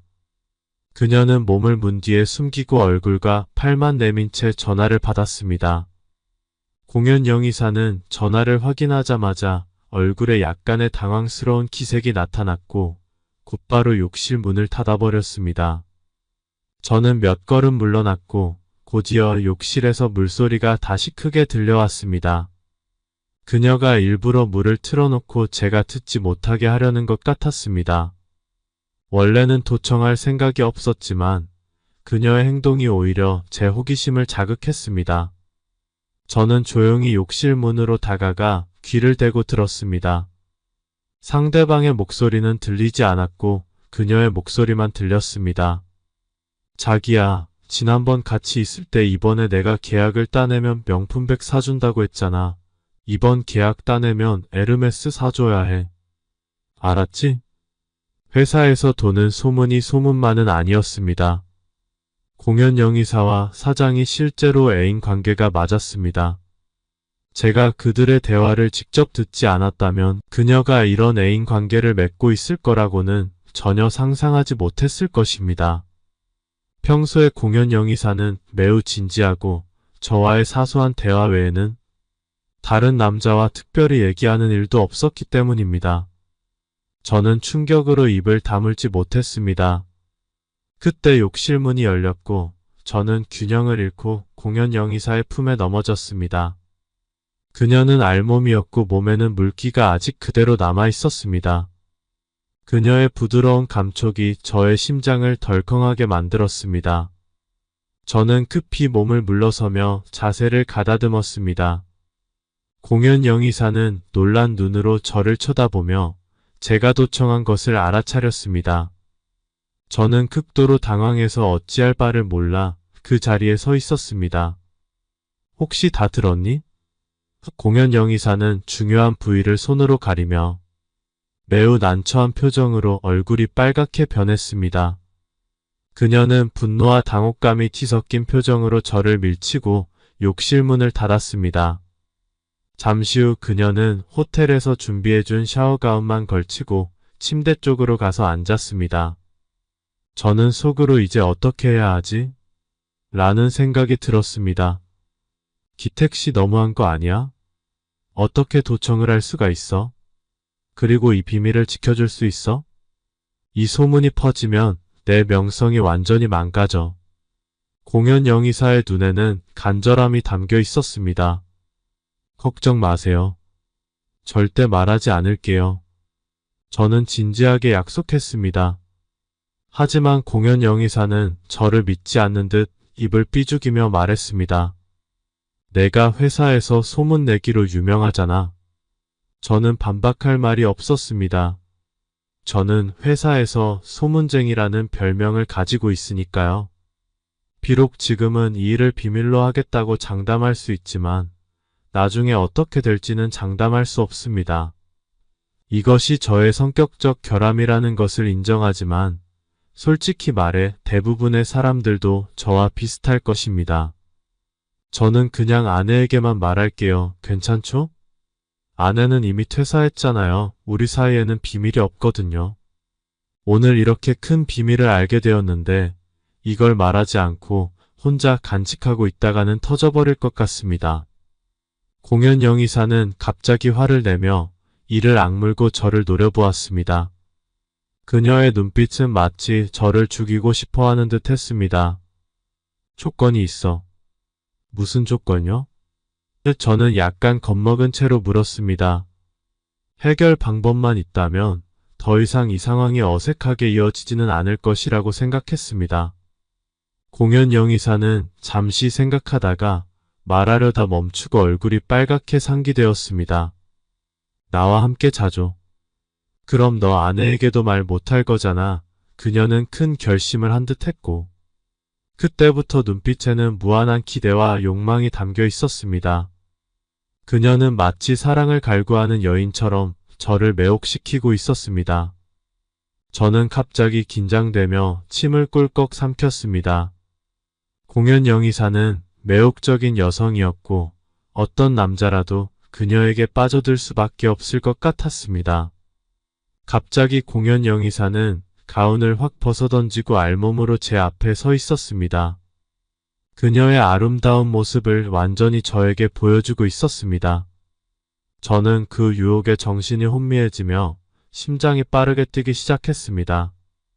그녀는 저의 손을 그녀의 가슴에 올리고 제 귀에 속삭이며 말했습니다. 나와 함께 자죠.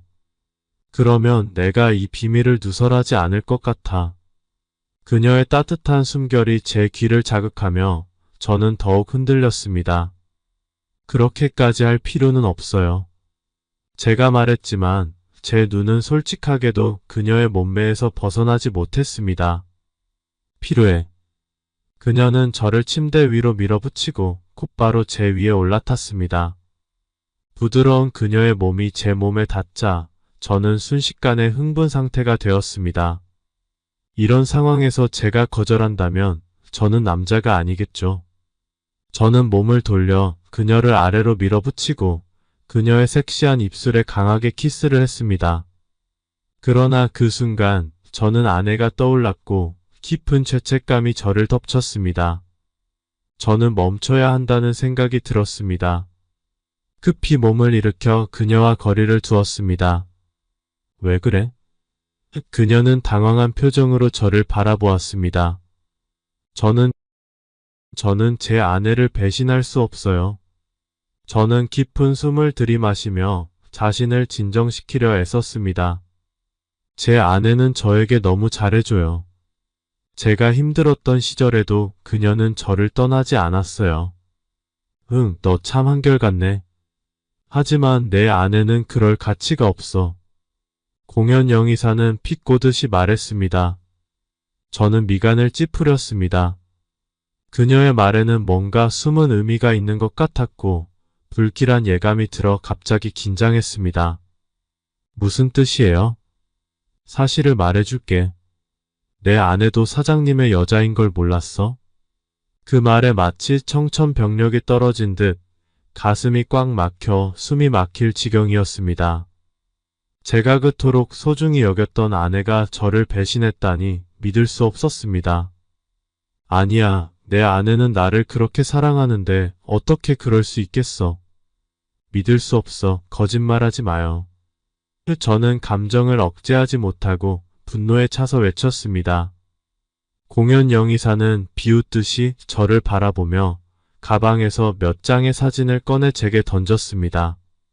저는 손을 떨며 사진을 집어들었습니다. 사진 속에서 제 아내는 눈이 풀린 채 얼굴이 붉게 물들어 있었고 한 손가락을 매혹적으로 입술에 대고 있었습니다. 드레스의 어깨끈이 팔에 걸쳐진 모습은 마치 발정한 듯한 모습이었습니다. 저는 분노에 차서 사진을 바닥에 내던지고 두 손으로 머리를 감싸 쥐었습니다. 감정이 폭발할 것만 같았습니다. 내 아내가 회사를 그만둔 이유는 내가 그녀와 사장님의 관계를 눈치챌까 봐서였어. 그녀가 말한 임신 준비 때문이라는 건 전부 거짓말이었지. 공연 영의사의 말은 마치 날카로운 칼날이 제 심장을 찌르는 듯했고 숨을 쉴 수 없을 만큼 아팠습니다. 그런 여자를 위해 슬퍼할 필요 없어. 그런 여자를 위해 충실할 필요도 없잖아. 그렇지? 공연영 이사가 제 목에 팔을 감고 진지한 눈빛으로 저를 바라보았습니다. 아내의 배신을 머릿속에서 떠올리며 폭수심이 가슴 깊은 곳에서 치솟았지만 마음 한편으로는 여전히 혼란스러웠습니다. 그러나 결국 분노와 배신감에 휩싸인 저는 공연 영의사를 거칠게 침대 위로 밀어붙이고 그녀의 목을 움켜쥐며 강하게 입술을 마주했습니다. 분노와 혼란스러운 욕망이 뒤섞인 채 저는 그녀에게 제 감정을 거칠게 쏟아냈고 그녀는 떨며 숨죽인 비명을 질렀습니다. 우리는 밤새도록 격렬하게 뒤엉켰고 새벽이 되어서야 겨우 멈출 수 있었습니다. 잠은 3시간도 자지 못했습니다. 우리는 지친 몸을 이끌고 고객사로 향했고 정신을 바짝 차리며 협상을 진행했습니다. 결국 우리는 계약을 성공적으로 성사시켰습니다. 그리고 저는 마음이 급해져 곧바로 오후 비행기편을 예약하려고 했습니다. 그때 공연영 이사의 여권이 없다는 것을 떠올리며 그녀에게 임시 여권을 발급받으라고 했습니다. 그러나 그녀는 태연하게 가방에서 여권을 꺼내 제 눈앞에서 흔들었습니다. 저는 순간 얼어붙었습니다. 여권을 잃어버린 게 아니었어요? 저를 속인 거예요? 저는 의심이 가득한 목소리로 그녀에게 물었습니다. 어제는 정말로 못 찾았어. 오늘 아침에 캐리어 안쪽 구석에서 발견한 거야. 공연영 이사는 짜증 섞인 표정으로 대답했습니다. 저는 미간을 찌푸리며 그녀를 바라보았지만 더 이상 말하지 않았습니다. 그러나 여전히 뭔가 찜찜한 느낌을 떨칠 수 없었습니다. 그날 저녁 비행기에서 내려 저는 집으로 가려고 택시를 잡으려 했습니다. 하지만 공연 영의사는 저를 강제로 붙잡고 저녁을 먹자며 놓아주지 않았습니다. 어쩔 수 없이 그녀와 함께 저녁 식사를 하러 갔습니다. 밤 11시가 되어서야 저는 택시를 타고 집으로 향했습니다. 저는 집으로 가는 길에 수많은 생각이 들었습니다. 제가 출장을 간 이틀 동안 아내가 저에게 전화 한 통 하지 않은 것은 분명 사장과 바람을 피우느라 바빴기 때문일 것입니다. 이 생각이 들자 저는 택시기사에게 빨리 운전해달라고 재촉했습니다. 어쩌면 지금 집에 가면 현장을 잡을 수도 있을 것 같았습니다. 집에 도착하자 저는 열쇠로 조심스럽게 문을 열고 발소리를 죽이며 집 안으로 들어갔습니다. 그때 침실에서 신음소리가 들려왔고 저는 분노가 치밀어 올랐습니다. 하지만 최대한 침착하려고 노력하면서 휴대폰을 꺼내 녹화 기능을 켰고 한 발로 문을 팍 차고 들어갔습니다. 그 순간 제 눈앞에는 우리 사장이 개구리처럼 제 아내 위에 올라타 있는 모습이 보였습니다. 저는 마치 가슴에 비수가 꽂힌 듯한 고통을 느끼며 극도로 분노했습니다. 그들은 저를 보고 잠시 놀란 듯 했지만 곧 태연한 모습으로 돌아갔습니다. 제 아내는 사장의 등을 꼭 붙잡고 있었고 얼굴에는 만족스러운 표정이 가득했습니다. 저는 극도의 모욕감을 느꼈고 그들이 저를 전혀 신경 쓰지 않은 채 제 눈앞에서 그런 행위를 계속하는 것을 보고 더 이상 감정을 억제할 수 없었습니다. 저는 휴대폰을 바닥에 던지고 빠르게 다가갔습니다. 좋아. 사장은 몸을 한번 떨더니 제 아내 위에 엎드려 움직이지 않았습니다. 저는 사장을 발로 차서 옆으로 밀어냈고 이어서 제 아내의 머리카락을 거칠게 잡아채고 그녀의 얼굴을 강하게 흔들었습니다. 너 이 자식 그만둬. 사장이 다가와 제 얼굴을 주먹으로 한 대 쳤고 저는 머리가 어지러워졌습니다. 정신을 차리려고 고개를 힘껏 흔들며 사장과 다시 몸싸움을 벌였습니다. 비록 사장이 저보다 훨씬 크고 비대한 몸집을 가지고 있었지만 그는 체격에 비해 매우 민첩했고 힘도 저보다 훨씬 강했습니다. 얼마 지나지 않아 저는 바닥에 쓰러지고 말았습니다. 그때 제 아내가 사장을 막아섰습니다. 저는 바닥에 누워 헐떡이며 숨을 쉬었고 속으로는 자신을 한심하게 느꼈습니다. 결국 아무런 해결도 못하고 오히려 맞기만 했다는 생각에 억울함이 치밀어 올랐습니다. 김기택, 내가 바람 피우고도 여기 와서 큰 소리칠 자격이 있어? 제 아내는 화난 얼굴로 저를 비난했습니다. 헛소리하지 마. 저는 분노로 가슴이 터질 것 같았습니다. 이렇게 배신당했는데도 오히려 제가 잘못했다고 비난당하는 상황이 너무나도 불합리하게 느껴졌습니다. 하지만 아내는 그런 저를 비웃듯 휴대폰을 꺼내더니 저에게 한 영상을 보여주었습니다. 그 영상에는 제가 공연영 이사와 함께 침대에 있는 장면이 담겨 있었습니다. 저는 충격에 빠졌습니다. 이걸 누가 찍은 거지? 공연영 이사가 찍은 건가? 머릿속이 혼란스러워졌고 저는 갑자기 사장을 바라보았습니다. 사장은 만족스러운 미소를 지으며 저를 조롱하듯 쳐다보고 있었습니다. 그제야 모든 것이 음모라는 것을 깨달았습니다. 사장이 저와 공연영 이사를 함께 출장을 보낸 것부터 계획된 일이었던 것입니다. 저는 한동안 멍하니 서 있다가 분노가 치밀어 올라 소리쳤습니다. 내가 내 가정을 망쳤어.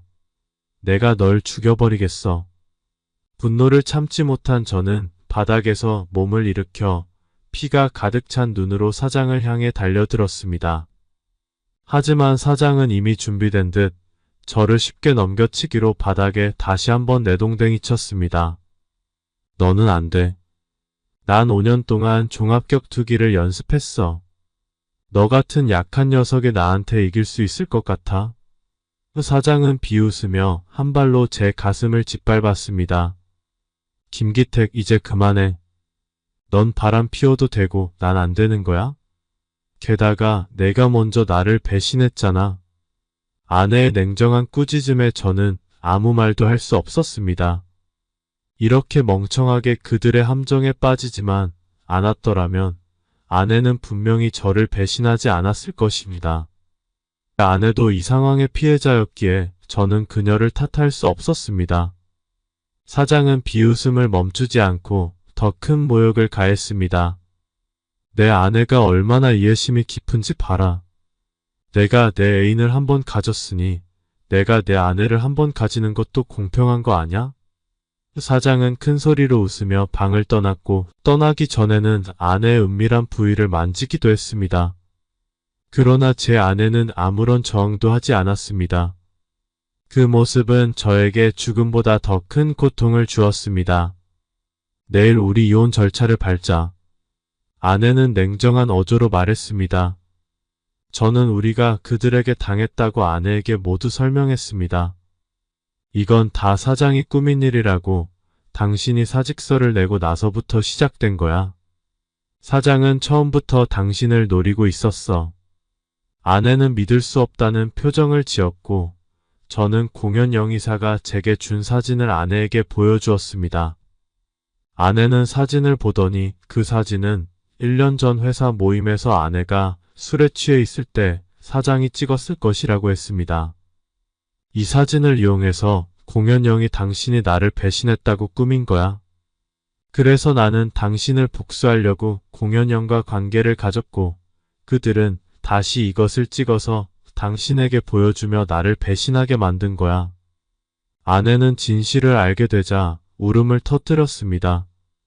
나도 사실을 숨기고 있었어. 사장이 오래전부터 나를 노리고 있었어. 나는 거부했지만 그는 계속 괴롭혔어. 그래서 결국 사직서를 제출했어. 내가 당신에게 말하지 않은 이유는 당신까지 회사를 그만두면 우리가 어떻게 살지 걱정했기 때문이었어. 저는 아내의 고백을 듣고 충격을 받았습니다. 한동안 말을 잇지 못하다가 그녀를 껴안고 말했습니다. 왜 나한테 말하지 않았어? 내가 도와줄 수 있었을 텐데. 아내는 눈물을 흘리며 고개를 저었습니다. 당신까지 힘들게 하고 싶지 않았어. 당신이 이렇게 좋은 직장을 그만두게 할 수 없었어. 난 그저 당신을 지키고 싶었을 뿐이야. 우리는 서로 끌어안고 울며 후회했습니다. 불륜이 이미 발생했기에 아무리 노력해도 그 사실을 지울 수 없었고, 결국 우리는 이혼을 결정하게 되었습니다. 재산은 반으로 나누고 집은 아내에게 남겼습니다. 그날 저는 방을 하나 빌려 이사를 했습니다. 모든 정리를 마친 후 저는 사장에게 복수하기로 결심했습니다. 처음에는 사장을 죽일 생각도 했지만 이성적으로 생각해보니 그런 사람 때문에 제 인생을 망치는 것은 어리석은 일이라고 판단했습니다. 회사를 찾아갔을 때 인사 담당자는 제가 해고되었다고 말하며 인수인계는 필요 없고 보상을 두툼하게 줄 테니 빨리 나가라는 것이었습니다. 저는 이미 예상했던 일이었기에 놀라지 않았습니다. 해고되지 않았더라도 회사에 남아있을 생각은 없었습니다. 저는 공연영 이사를 찾았지만 그녀는 회사에 없었고 전화도 받지 않았습니다. 문자 메시지를 보냈지만 그녀는 저를 차단한 상태였습니다. 저는 분노에 차서 속이 끓어올랐습니다. 그 여자가 사장과 함께 저를 속였다는 사실에 절대 그녀를 용서할 수 없었습니다. 저는 회사 앞 카페에서 공연영 이사가 나타나기를 기다렸습니다. 2시간이 지나자 공연영 이사가 나타났고 저는 재빨리 그녀에게 다가가 그녀의 팔을 움켜잡았습니다. 공연영 이사는 깜짝 놀라며 겁에 질린 눈으로 저를 바라보았습니다. 너 뭐 하는 거야? 얘기 좀 하자. 제가 말했습니다. 나 일해야 돼. 시간 없어. 그녀는 말을 하면서도 불안한 눈빛으로 저를 쳐다보았습니다. 저는 그녀를 위협하는 눈빛으로 바라보았고 그녀는 결국 겁에 질려 말을 잇지 못했습니다. 그럼 우리 집으로 가자. 공연영 이사의 집에 도착하자 저는 그녀를 끌고 침실로 들어갔습니다. 다 너 때문이야. 저는 거칠게 그녀의 흰 셔츠를 잡아당겨 단추를 모두 뜯어냈고 그녀의 하얀 피부가 드러났습니다. 처음에는 그녀를 복수하려고 했지만 그녀는 오히려 그 상황을 즐기며 몸을 비틀고 자극적인 소리를 냈습니다. 그만해줘. 그녀는 지쳐서 저에게 간절히 애원했습니다. 그제야 저는 마음이 조금 진정되었지만 여전히 만족할 수 없었습니다. 우리가 무슨 원한이 있는 것도 아닌데 왜 나를 이렇게 속인 거야? 저는 그녀에게 날카롭게 물었습니다. 미안해. 나도 이렇게 하고 싶진 않았어. 하지만 사장이 너무 많은 돈을 줬어. 그녀는 죄책감에 고개를 숙인 채 말했습니다. 너에게는 양심이 없는 거야? 저는 목소리를 높였고 그녀는 겁에 질려 얼굴이 하얗게 변했습니다. 저는 이 상황의 주범이 공연 영의사가 아니라 사장이라는 것을 알고 있었습니다. 저는 그녀에게 사장의 약점을 찾아달라고 요구하려고 했습니다. 그렇지 않으면 저는 사장에게 복수할 방법이 없었습니다. 저는 사장과 아내의 영상을 인터넷에 퍼뜨려 사장의 평판을 망치고 싶었지만 그렇게 하면 저의 아내도 상처를 받을 것이고 사장도 제가 공연 영의사와 함께한 영상을 퍼뜨릴 것이 분명했습니다. 결국 서로에게 상처만 남게 될 것입니다. 저는 사장의 아내가 어디에 있는지 알아내어 같은 방식으로 복수하고 싶었습니다. 하지만 공연 영의사는 사장이 매우 신중한 사람이라 그의 아내와 자식들은 이미 해외로 보냈으며 아무도 그들이 어디 사는지 아는 사람이 없다고 했습니다. 저는 크게 실망했습니다. 사장에게 복수하는 것은 정말 어려운 일이었습니다. 제가 고민에 빠져 있을 때 공연 영의사의 전화가 울렸습니다. 그녀의 휴대폰을 힐끗 보니 발신자는 사장이었습니다. 저는 그녀에게 스피커폰으로 전화를 받으라고 명령했습니다. 자기야, 방금 회사에서 들었는데 김기택이 너를 찾아왔대. 아직 회사로 돌아가지 않았지? 공연 영의사는 저를 한번 보고 제가 말하라는 신호를 보내자 아직 안 돌아갔어. 라고 대답했습니다. 그 자식이 좀 미친 것 같아. 너한테 해코지 할까봐 걱정돼. 당분간 고향으로 내려가서 몸을 피하는 게 좋겠어. 알겠어. 그런데 내게 준다는 돈과 명품백은 언제 줄 거야? 아이 참, 나 방금 프로젝트에 투자했거든. 지금 당장 손에 돈이 부족해. 우선 2천만 원 줄게. 나머지는 나중에 줄게. 공연 영의사는 얼굴을 찌푸리며 뭔가 이상하다는 것을 느꼈습니다. 안 돼, 지금 당장 줘. 뭐야, 내가 너한테 돈을 떼먹겠어? 내가 나랑 같이 지낸 지도 벌써 2년이야. 내가 너한테 준 돈이 5억 원이 넘지 않냐? 그걸로 부족해? 사장님, 제가 돈을 그냥 받았나요? 제가 얼마나 많은 프로젝트를 성사시켰는데요. 말이 많네. 2천만 원 밖에 없어. 필요하면 가져가고 아니면 말고. 사장은 전화를 끊어버렸고 공연 영의사는 분노로 가득 찼습니다.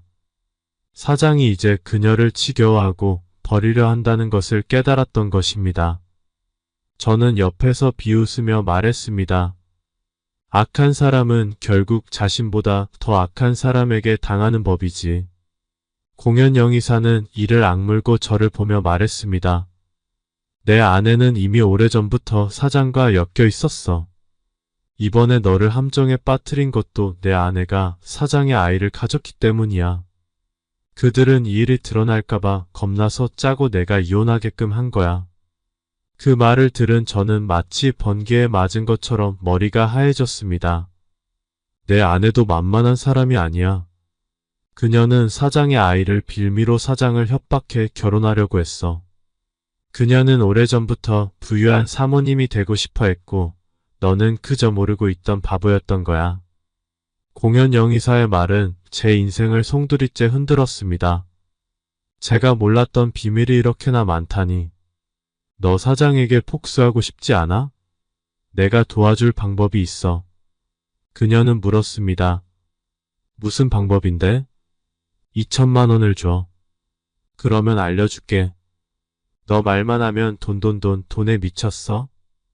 저는 당장이라도 터질 것 같았습니다. 하지만 공연 영의사는 입을 꼭 다물고 돈을 주지 않으면 말하지 않겠다는 태도를 취했습니다. 죽고 싶냐? 저는 이를 악물며 위협했습니다. 내가 살인을 할 수 있었다면 벌써 사장을 죽였겠지. 나한테까지 와서 이러지 않았을 거야. 겁주지 마. 돈을 주면 내가 원하는 걸 얻게 해줄게.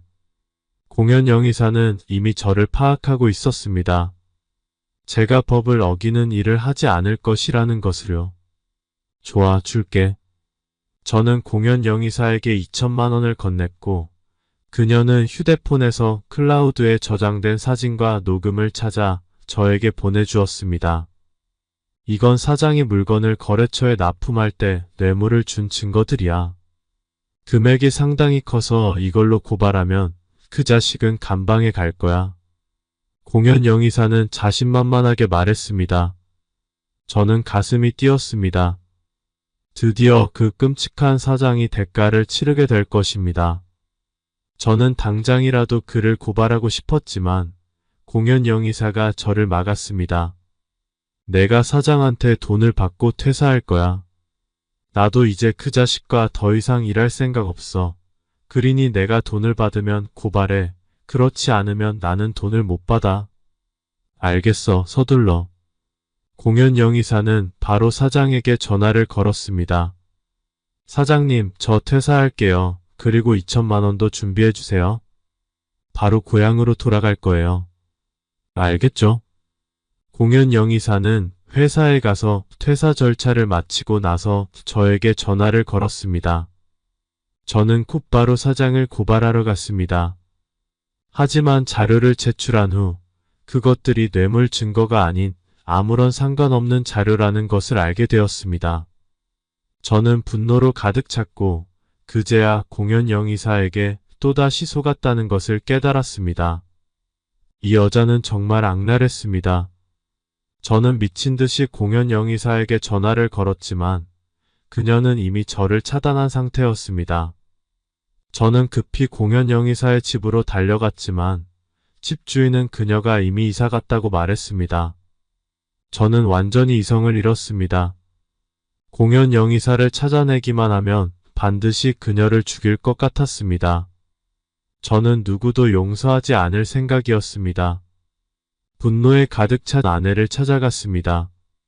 문이 열리자마자 저는 아내를 밀치며 소리를 질렀습니다. 이 더러운 년, 내가 사장이랑 바람 피운 거 다 알아. 그리고 그 자식의 애까지 가졌다고? 내가 지금까지 연극을 하고 있었다는 거 다 알아. 무슨 헛소리를 하는 거야? 나 임신하지 않았어. 그녀는 힘겹게 말을 내뱉었습니다. 아직도 거짓말해? 오늘 너 죽여버릴 거야. 누가 나 임신했다고 말했어? 누가 그랬어? 그녀는 대성통곡하며 소리쳤고 그 모습은 거짓말을 하는 것 같지 않았습니다. 저는 냉정을 되찾으며 아마도 공연 영의사가 저를 속였을 가능성을 생각하게 되었습니다. 너 정말 사장의 아이를 가진 게 아니야? 그 자식이랑 결혼할 생각도 없다고? 헛소리 하지 마. 지금 당장 병원에 가서 확인해봐. 내가 임신했는지 안 했는지. 저는 잠시 망설이다 결국 그녀를 데리고 산부인과에 갔습니다. 결과는 그녀가 임신하지 않았다는 것이었습니다. 미안해, 여보. 저는 그녀에게 사과했습니다. 그녀는 눈물을 머금은 채 저를 노려보았습니다. 아내는 오랫동안 아무 말도 하지 않다 결국 떠났습니다. 저는 마음이 완전히 무너졌습니다. 저는 그녀를 정말 사랑했고 우리는 행복하게 살고 있었습니다. 그런데 왜 이런 일을 겪어야 하는 걸까요? 길을 따라 10분 정도 멍한 상태로 걷다 보니 조금씩 마음이 가라앉기 시작했습니다. 그러다 문득 회사 동료들이 공연영의 은신처를 알 수 있을지도 모른다는 생각에 전화를 돌리기 시작했습니다. 저는 별명이 소문쟁이인 만큼 많은 동료들과 좋은 관계를 유지해왔고 제 상황을 알고 있던 동료 직원들은 저를 동정했습니다. 그리고 사장이 직위와 돈을 이용해 회사 내 예쁜 여자 여러 명을 자기 애인으로 만들었다는 것에 많은 남성 직원들이 분노했지만 참을 수밖에 없었던 상황이었습니다. 그래서 여러 명의 남자 직원이 몰래 공연영의 행방을 알아봐 주었고 결국 그녀의 고향 은신처를 찾아냈습니다. 처음에는 그녀가 있을 수 있는 여러 곳의 정보가 들어와서 그곳을 향했지만 그녀를 찾지 못했습니다. 하지만 저의 끈질긴 추적 끝에 저는 공연영을 찾아내고 말았습니다. 공연영은 저를 보자마자 마치 귀신이라도 본 듯 겁에 질린 모습을 보였습니다. 저는 5일 동안 샤워도 하지 않고 더러운 옷에 수염이 텁수룩하게 자라나 있어 저를 본 사람이라면 누구나 두려워할 모습이었습니다. 그때 저의 눈빛은 그녀를 죽일 기세였습니다. 누구나 저의 처지에 처하면 이렇게 이성을 잃을 것입니다. 이년아, 나를 바보처럼 2번이나 가지고 놀았어. 남자가 미치면 어떻게 변하는지 보여줄게. 지금 나는 잃을 게 없거든. 진정해요. 제가 잘못했어요. 제발 살려주세요. 제가 당신 기분 좋게 해줄게요. 공연영은 무릎을 꿇고 온몸을 떨며 싹싹 빌었습니다. 저는 잠시 생각에 잠기다 냉소적으로 고개를 끄덕였습니다. 그래, 니년이 하는 거 봐서. 그럼 먼저 함께 샤워해요. 공연영은 안도의 한숨을 내쉬며 저를 욕실로 데려가려 했습니다. 샤워 좋아하고 있네. 하기 싫으면 안 해도 돼. 저는 차갑게 말했습니다. 공연영은 저의 더럽고 악취 나는 모습이 내심 불쾌했지만 어쩔 수 없이 순종했습니다. 잡소리하지 말고 무릎 꿇어. 저는 소리쳤습니다. 공연영은 참으며 제 앞에 무릎을 꿇고 저의 바지를 벗겼습니다. 저는 눈을 감고 그녀의 복종을 즐기기 시작했습니다. 공연영은 종종 구토하려는 소리를 내었고 저는 그 모습을 보고 크게 웃었습니다. 이런 나쁜 년들은 이렇게 다뤄야 해. 고통을 겪어야 정신을 차리거든. 모든 일이 끝난 후 그녀는 급히 욕실로 달려가 구토를 했습니다. 저는 욕실 문 앞에서 조롱하듯 그녀를 바라보았습니다. 내 돈 내놔? 다 써버렸어요. 지금 돈이 없어요. 넌 정말 입만 열면 거짓말을 하는 년이구나. 이제 며칠 되었다고 돈을 다 써. 너 죽고 싶어? 저는 냉렬하게 그녀를 노려보았습니다. 겁에 질린 그녀는 제발 살려주세요. 제가 사장이 뇌물을 준 증거를 줄게요. 이번에는 진짜예요. 라고 애원하였습니다. 내가 널 믿을 것 같아? 먼저 내가 준 돈이나 내놔. 저는 냉소를 지었습니다. 정말이에요. 당신이 직접 확인해 볼 수 있어요. 저는 잠시 망설이다 그녀에게 증거를 가져오라고 했습니다. 지난번에 그녀에게 속았던 일을 되풀이하지 않기 위해 이번에는 반드시 모든 증거를 철저히 확인할 생각이었습니다. 공연영은 증거를 저에게 보내주었고 저는 꼼꼼히 검토했습니다. 이번에는 문제가 없었습니다. 지난번엔 왜 안 줬어? 저는 그녀에게 물었습니다. 그 증거로 사장을 협박했더니 사장이 2억 원을 줬거든요. 그리고 사장이 저를 경고했어요. 본인이 감옥에 들어갔다 나오게 되면 저를 죽일 거래요. 저는 그의 보복이 두려워서 진짜 증거를 주지 않았어요. 사장이 너를 죽여버리든 말든 그건 내가 탐욕스러워서 자초한 일이야. 지금 내 돈 어서 내놔. 제가 다시 분노하자 그녀는 어쩔 수 없이 돈을 이체하였습니다. 진짜 이 여자는 돈에 미쳐 사는 것 같았습니다. 이런 상황인데도 돈을 보내면서 아까워하는 모습이 진짜 웃지 못할 광경이었습니다. 그리고 그녀는 저한테 사장을 고발하지 말고 돈이나 요구하라 하더군요. 진짜 어이가 없었습니다. 저는 증거를 들고 사장을 고발했습니다. 며칠 후 사장은 체포되었습니다.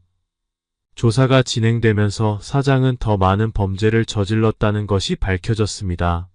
사장은 뇌물공여죄, 배임증제죄, 특정경제범죄 가중처벌, 부정청탁, 성추행 등 많은 행위가 범죄에 해당되며 결국 검찰은 10년형을 구형하였습니다.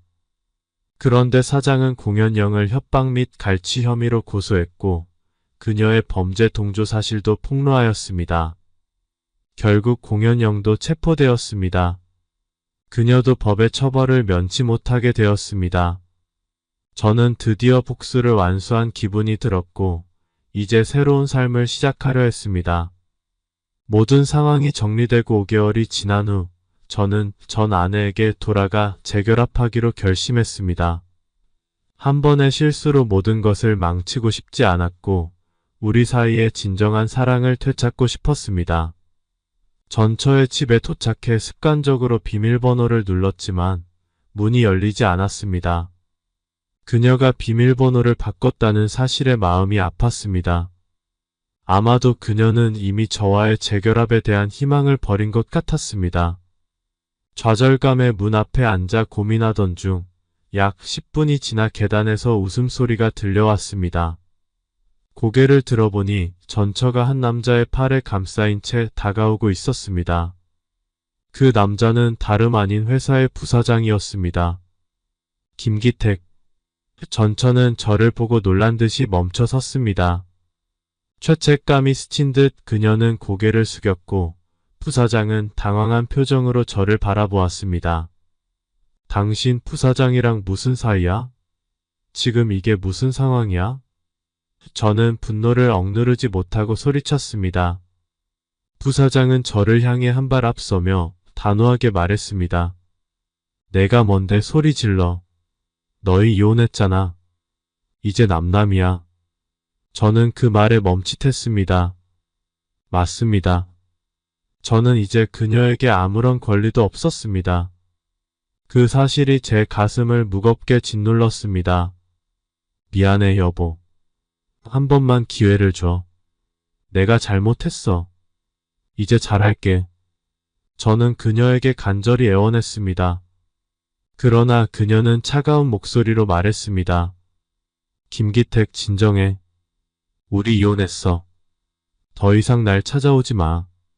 당신은 나를 사랑한다고 했지만 2번이나 배신하고 의심했어.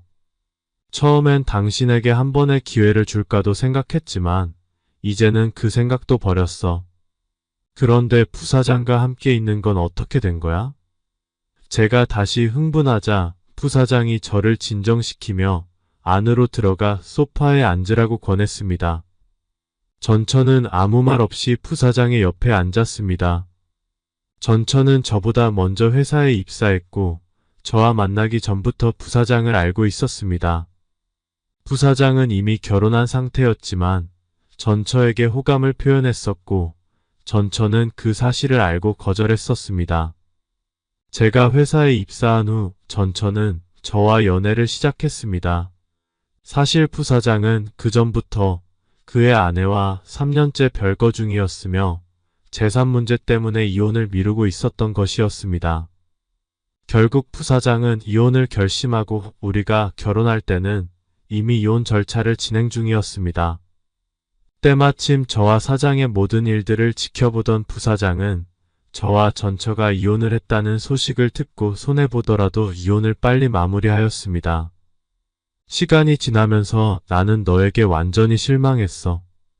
하지만 부사장님의 진심 어린 태도에 감동했고 결국 그를 받아들이게 되었어. 그래서 우리는 지금 이렇게 함께 있는 거야. 전처의 말에 저는 마치 가슴에 비수가 꽂힌 듯한 고통을 느꼈습니다. 더욱 충격적인 사실은 사장이 검찰에 체포되어 재판을 받는 동안 부사장이 주주총회에서 이사회의 신임을 받아 사장으로 승진했다는 것이었습니다. 결국 아무것도 하지 않은 듯 보였던 부사장이 최종 승자가 되었던 것입니다. 저는 그들이 이 모든 일을 꾸민 것이 아닌가 의심했지만 결국 모든 것을 망친 것은 바로 저 자신임을 깨달았습니다. 그때 전처가 마지막으로 한마디를 덧붙였습니다. 기태가 이제 그만 나를 놓아줘. 우리 둘 다 새로운 삶을 시작해야 해. 저는 그 말에 할 말을 잃고 무겁게 고개를 끄덕이며 조용히 자리에서 일어났습니다. 그리고 그렇게 전처의 집을 나서면서 제 인생에서 가장 큰 실수를 되돌릴 수 없다는 사실을 깨달았습니다. 결국 저는 모든 것을 뒤로하고 이곳을 떠나기로 결심했습니다. 과거의 아픔과 실수를 되새기며 스스로에게 다짐했습니다. 이제는 새로운 곳에서 다시 시작해야 한다고. 이곳에서 남은 미련과 고통을 끊어내고 제 인생을 다시 찾아야 했습니다. 앞으로의 여정이 쉽지는 않겠지만 저는 다시 일어나 앞으로 나아가기로 결심했습니다. 새로운 시작이 저를 기다리고 있을 것입니다. 오늘의 사연은 여기까지입니다. 재미있게 보셨다면 구독과 좋아요, 알림 설정 부탁드립니다. 감사합니다.